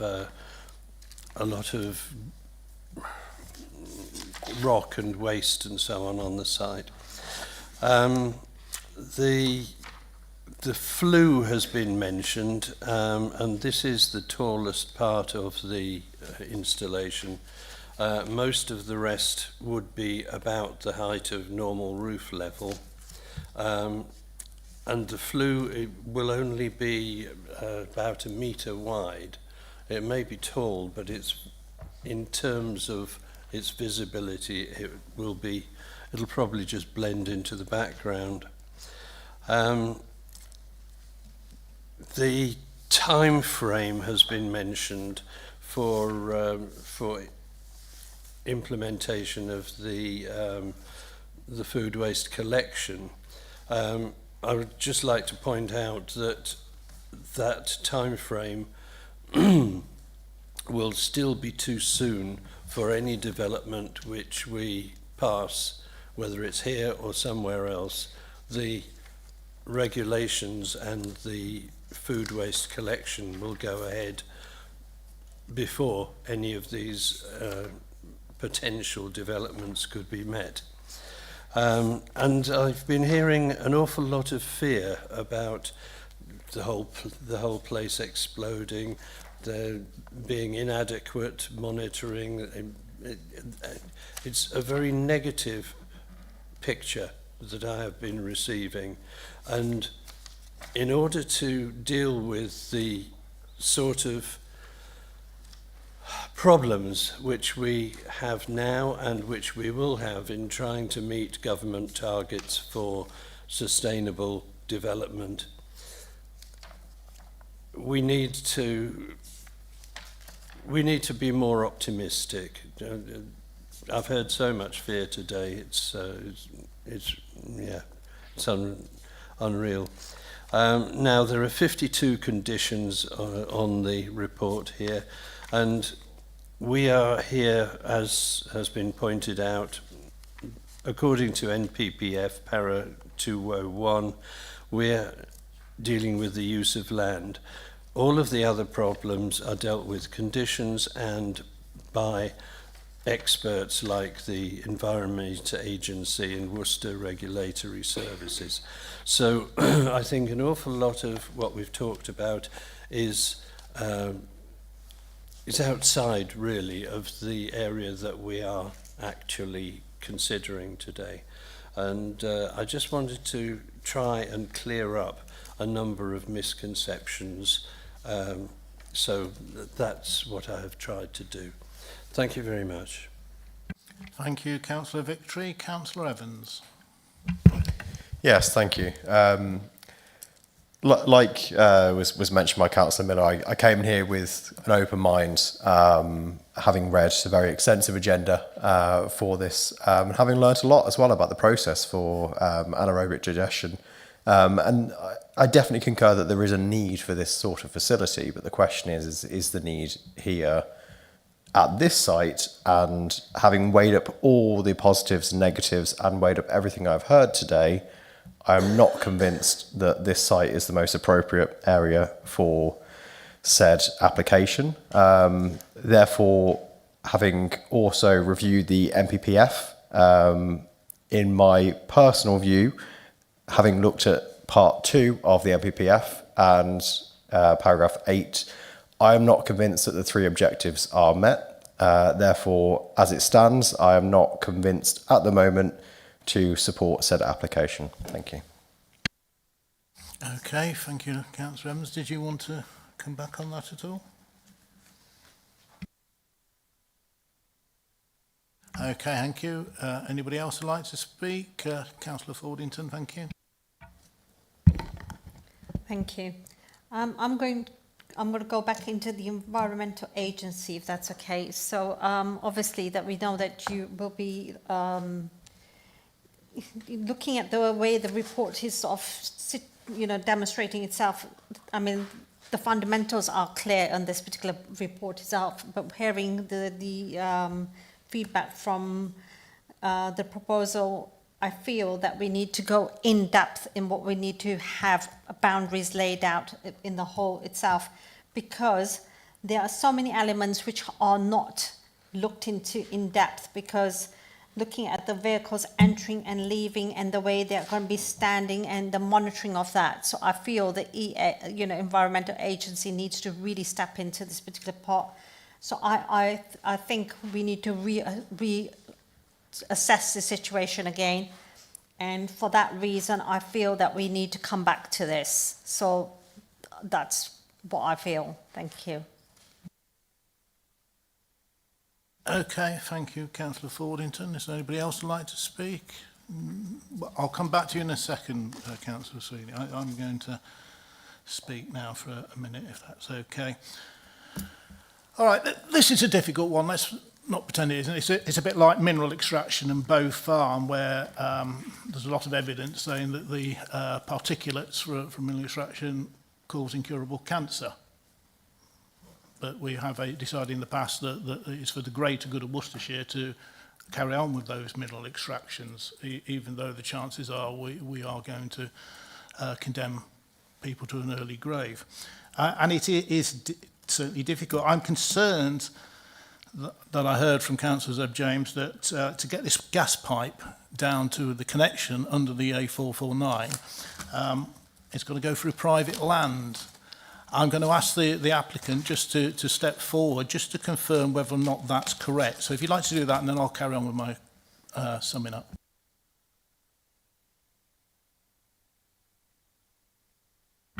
Thank you, Chair. We don't believe that is the case. Cadent, as a statutory undertaker, have the right to go onto private land in any case. There's public land that's required that's owned by the Highway Authority, for example, and they've got a statutory undertaking under the permitted development rights to go into that land, and they can go onto private land as well. And in fact, there's pipes and cables and all sorts all over private land that they maintain and replace, etc. National Grid, for example, goes over private land. So it's land ownership is not a material issue for this application. So who would be putting in who would authorise the installation of this pipe? Would it be National Grid, Cadent Gas, or yourselves? Cadent Gas, as the gas statutory undertaker, will carry out the connection effectively, the pipe work under permitted development. Right, I think. Thank you, Chairman. So officers have considered this, not in terms of land ownership, but what happens if the pipeline was, the connection was never made? It wouldn't reach its sustainable credentials that officers wanted. And what happens if the connection stopped? So you'll see on page 191, officers have imposed a condition requiring the operation for the pipeline to connect, for that to be implemented, maintained and operational. And if the site doesn't have a connection there, you'll see there's a decommissioning plan. So if they start work and then they never get their consent, because as we've heard today, there's dual consents here with a Cadent Gas pipeline, the Environment Agency's permit. If that never happens, there's a decommissioning plan, so it gives back control to the planning authority. Okay, thank you. If you'd like to return back to your original seat, thank you very much. I mean, my thoughts I think the site visit was very useful, and I would urge all members to go on all site visits if possible, because it wasn't quite what I was expecting. And to be honest, you would have thought 20, 30 years ago somebody had dropped a bomb on the place. It's not Ripple and Uckenhall where there are lush green fields that aren't classed as green belt, and we've got this scraggy piece of land where these buildings that are missing their roofs are a complete mess, it does look like an absolute bomb site. And I think the land needs to be brought back into use. Whether or not this is the right use, I'm not sure. I'm concerned about the potential of the smell. I think it's going to be very hard to monitor every single minute of every single day that that door's going to be shut when it should be shut. I'm not saying it's impossible. Certainly in my experience with CCTVs and modern alarms, it's possible to put timers on doors so it can only be open for so long before it starts setting off an alarm. Something I used to do quite frequently. So I know there is a way around that, but that hasn't been suggested by the applicant. And yes, we know there are a need for anaerobic digesters. There's no getting away from it. We do need them. And waste collection starts this year. It certainly does in Malvern Hills District Council. It's not going to be after Christmas, it's going to be before Christmas. It's not that far away. And I look at the police evidence, and I have to be honest, I think it was rather weak, I'm sorry. Concerned about HGVs meeting each other. But we know there's 99 odd movements a day, and we couldn't be given one instance in the last 10 years when there had been a problem. No, you do not speak. I'm sorry. You're not on the committee. You don't speak. And we're not aware. We asked the gentleman who was speaking on behalf of the police, and he couldn't give one instance. And then we look at the forensic evidence, and I was quite horrified by this, because I would imagine there's barristers who, if they find out about this, are going to go,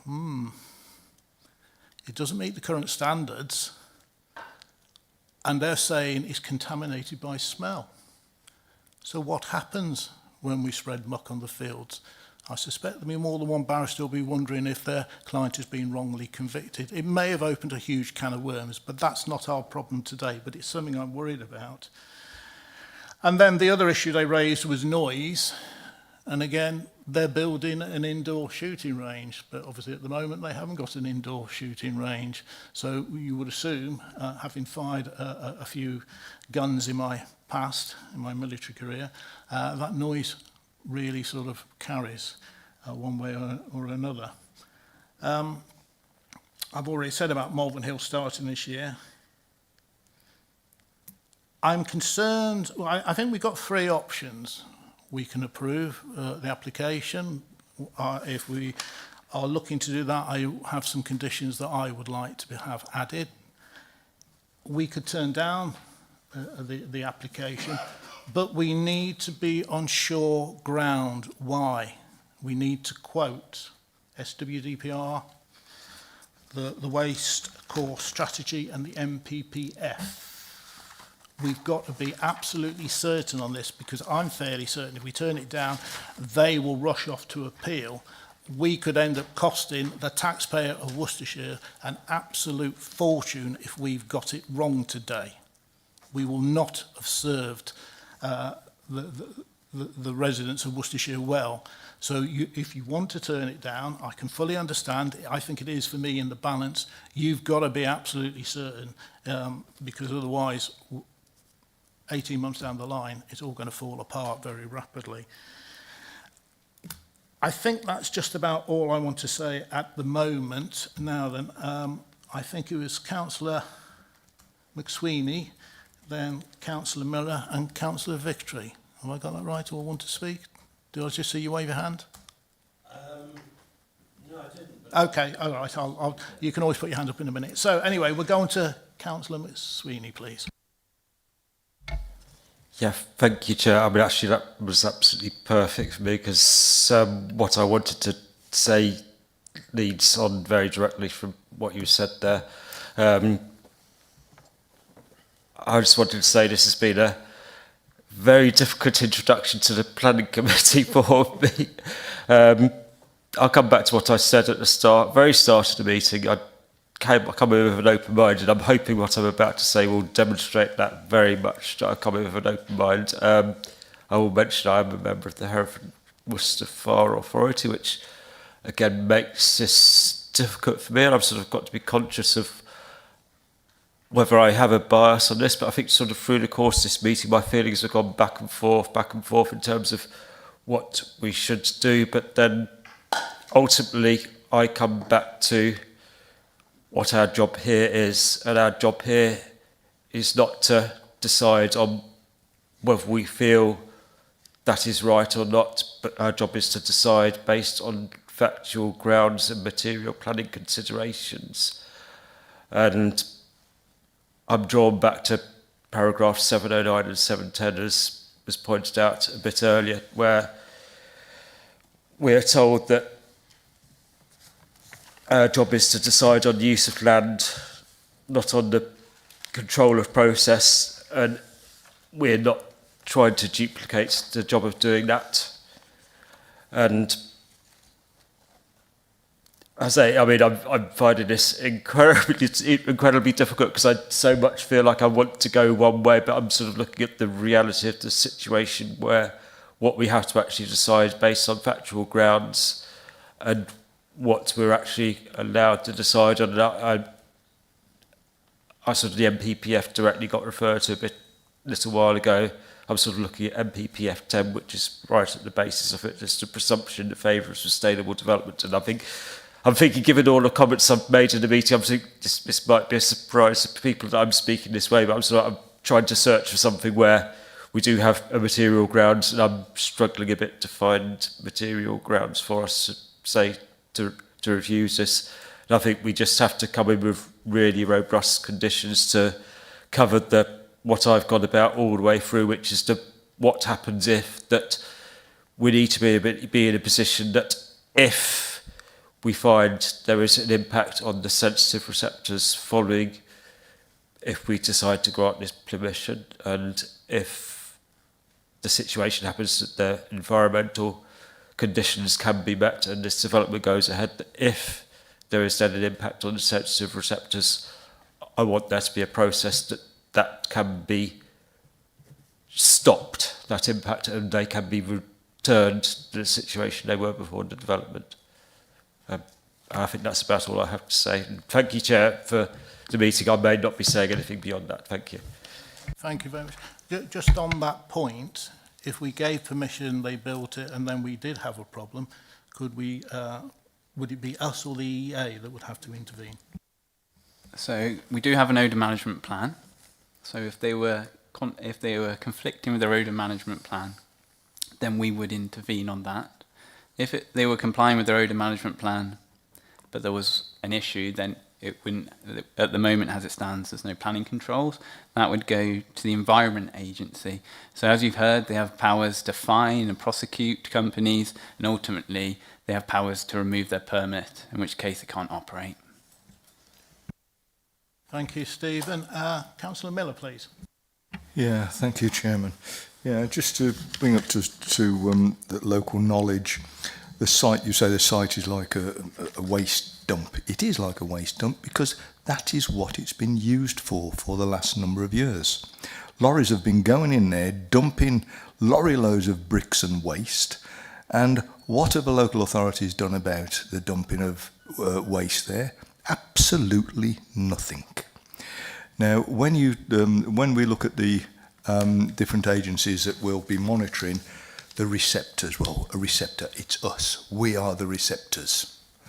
And when you look at the work that's been done, over 35 years I've been the councillor now, and over that period of time, the first thing, one of the very early things I got involved with was metal castings. And it was with their presses that they were working at 24-hour shifts, and these presses were thumping down on the ground, keeping residents in Claines awake. They didn't know where this noise was coming from. It took years to actually solve the problem. Those people have been going through a series of mental health problems and everything because they wasn't sleeping. You got the pig farm at Lower Town, which that pig farm at Lower Town, for smells, that was horrendous. They was feeding their pigs on chocolate waste and chicken guts. That's what they're feeding the pigs on. There was over 3,000 pigs there, and the smell was absolutely horrendous from that. That took quite some years to resolve. Years of you couldn't have a picnic in your garden, barbecue. The salad would immediately get covered with black flies. It took years to resolve. And the problem is that we've got with our agencies that deal with this, it's not an immediate thing. It takes time. And it's also down to the person going out, monitoring the system, whether they consider it to be a nuisance or not.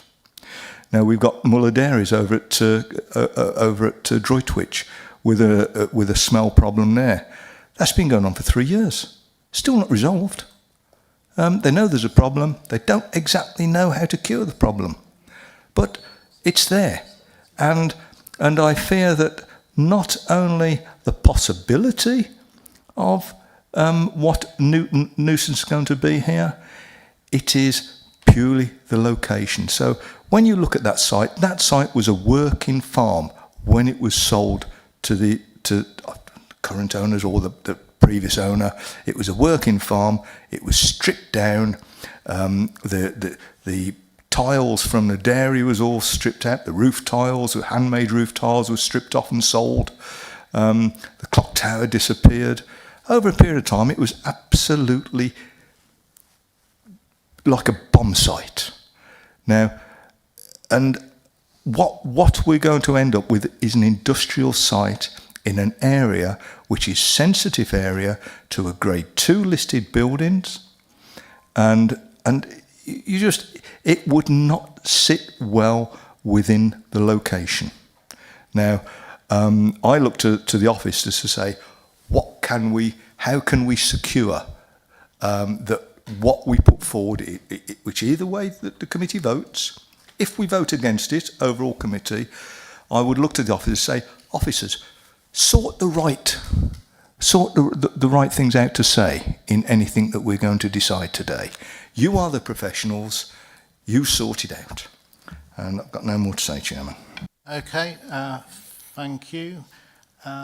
Councillor Fordington. Now, you mentioned earlier that you thought this should be delayed. I think you were looking for the word deferred. Would you like to expand on that, please? Yes, exactly. That's exactly what I was trying to sort of say at that particular time. I am going to give my summary to what I feel this really is. And of course, it's very, very relevant for us to look at all the fundamentals here. My summary concludes to the fact that we have this flue, which is going to be filtering out some kind of smoke.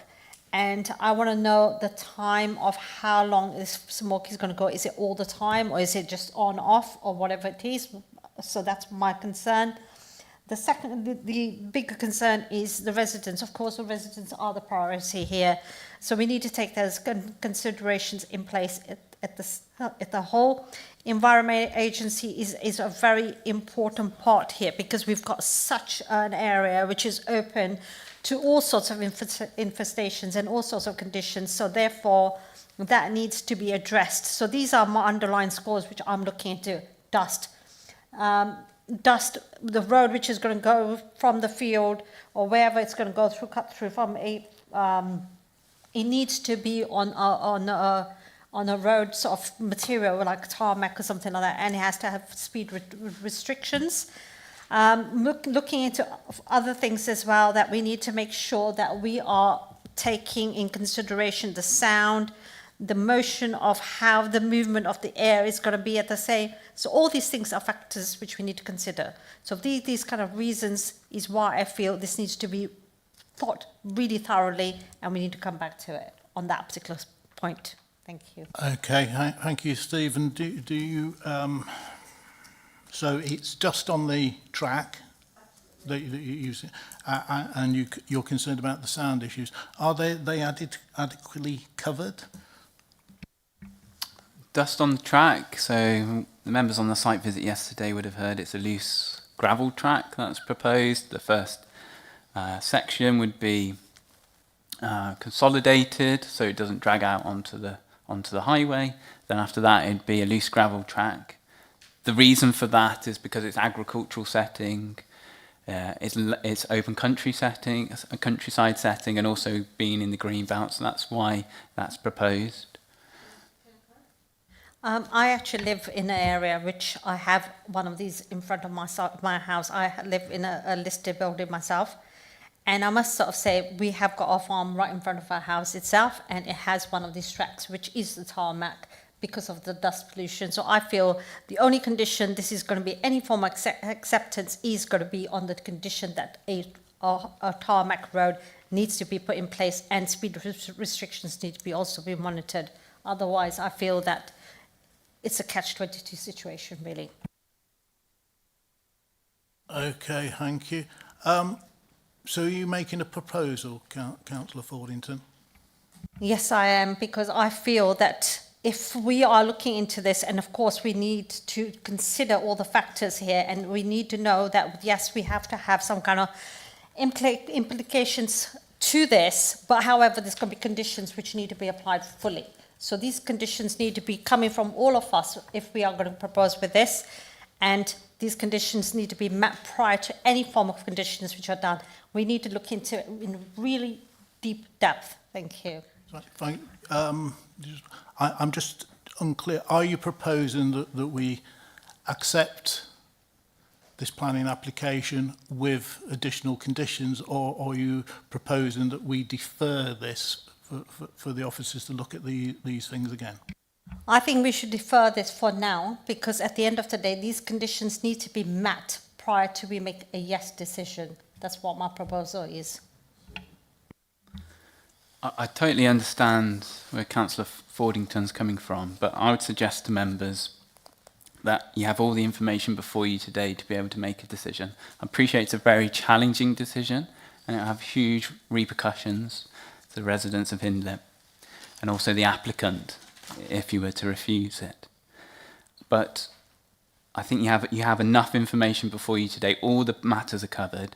If members want conditions, that a normal process would be, if they wanted to grant it with conditions and additional ones, then we can, by delegated powers with chairman and vice chairman, agree the detail of those finer conditions. That's quite normal. So if you wanted to grant planning permission subject to a bound material being used for the whole road, then we can suggest conditions to chairman and vice chairman, that can be agreed. If there's other conditions members want as well, then I think here's now the time and place to suggest those. Thank you, Stephen. That's very so. Councillor Fordington, I think I'll give you first dibs. I think if the conditions are applied and we all have to agree to these conditions, therefore I would sort of say yes, but these conditions need to be put in front of the planners in ensuring that these are being met. Okay, I need the exact wording from you, really. Are you proposing that we accept this planning application, and are you looking for a seconder? I think I'm looking for a seconder at the same time too, yes. So you're proposing that we accept this application, and you're also looking for a seconder, is that correct? Indeed, yes. I'll look for a seconder first, and then we'll talk, if there is one, then it's worth talking about conditions. Obviously, if there isn't a seconder, we can't proceed with that. So is there anybody who would like to second it? Councillor Victory. I'd like to second this with the condition which Councillor Fordington suggested of having a bound material for the whole road, because I can imagine these heavy lorries going back and forth across gravel, creating dust, which will only exacerbate any other problems that might or might not arise. Thank you. If you're both in agreement, if we are going to approve this, I agree that we should have a bound material, preferably asphalt, and that also the speed should be restricted to 20 miles an hour. I'm concerned about the screening, and I believe there should be more screening, and this should be agreed in conjunction with the local member. Are you both acceptable of both of those proposals?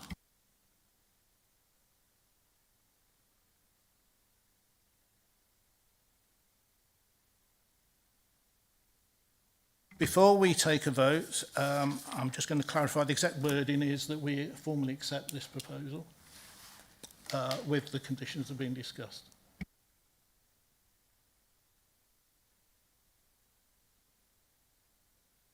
Okay, thank you. Then we'll put it to the vote, please. All those in favour, please raise your hand.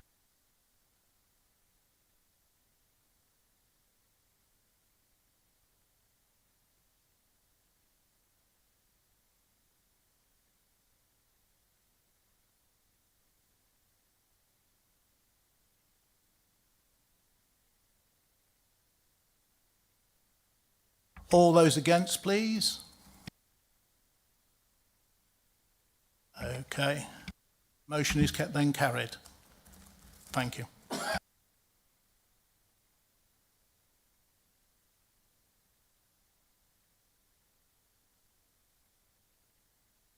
Okay, we'll just wait a couple of minutes for anybody who wants to leave, and then we'll move on to item agenda number 6.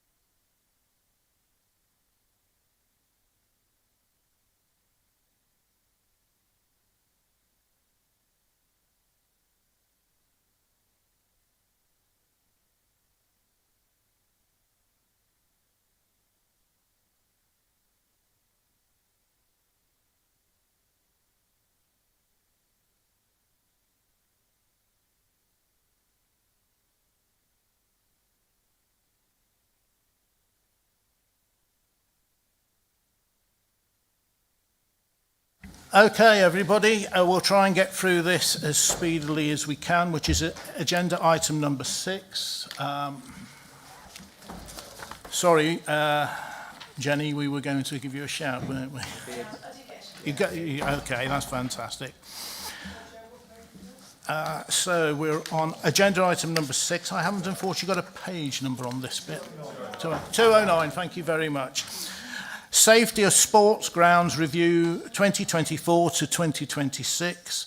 Can I now ask Louise Elliott from Worcestershire Regulatory Services to please take us through this report? Thank you.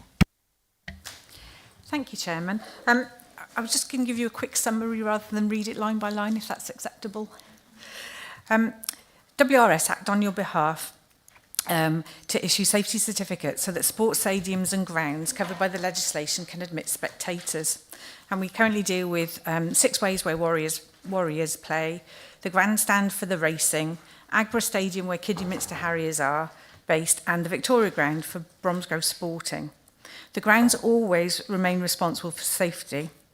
But what we do is we organise safety advisory group, which are well supported by the fire, police and ambulance, as well as other agencies as appropriate.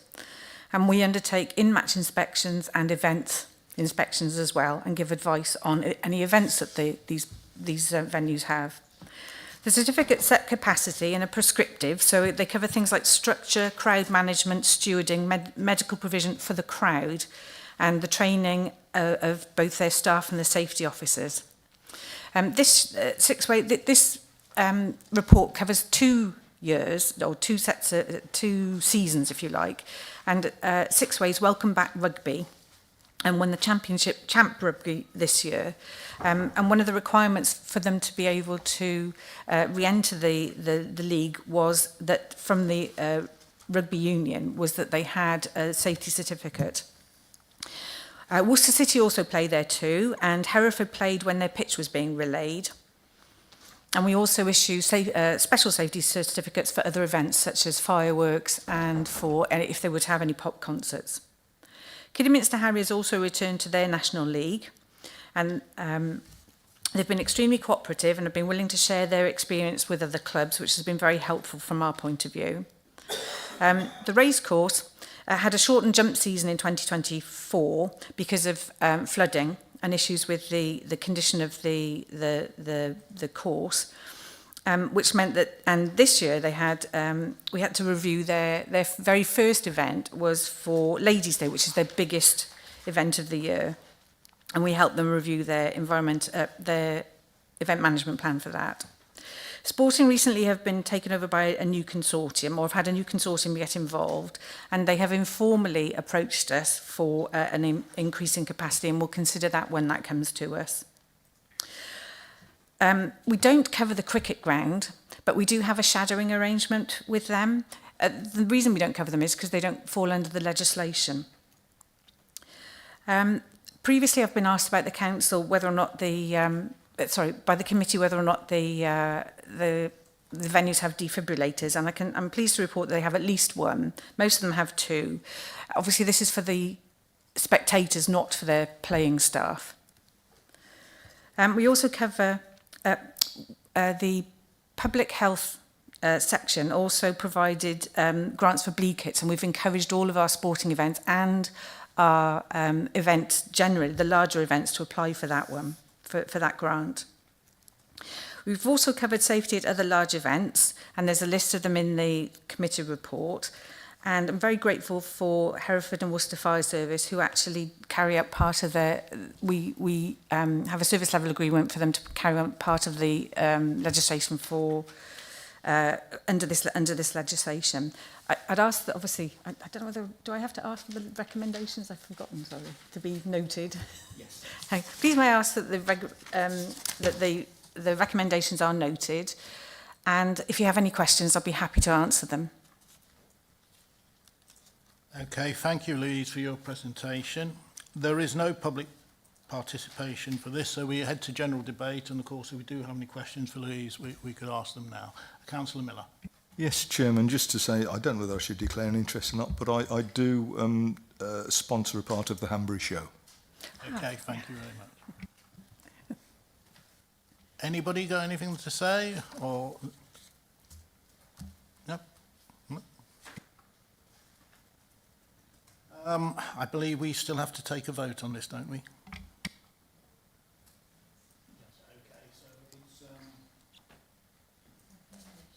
Recommendations to accept this report. All those in favour, please raise your hand.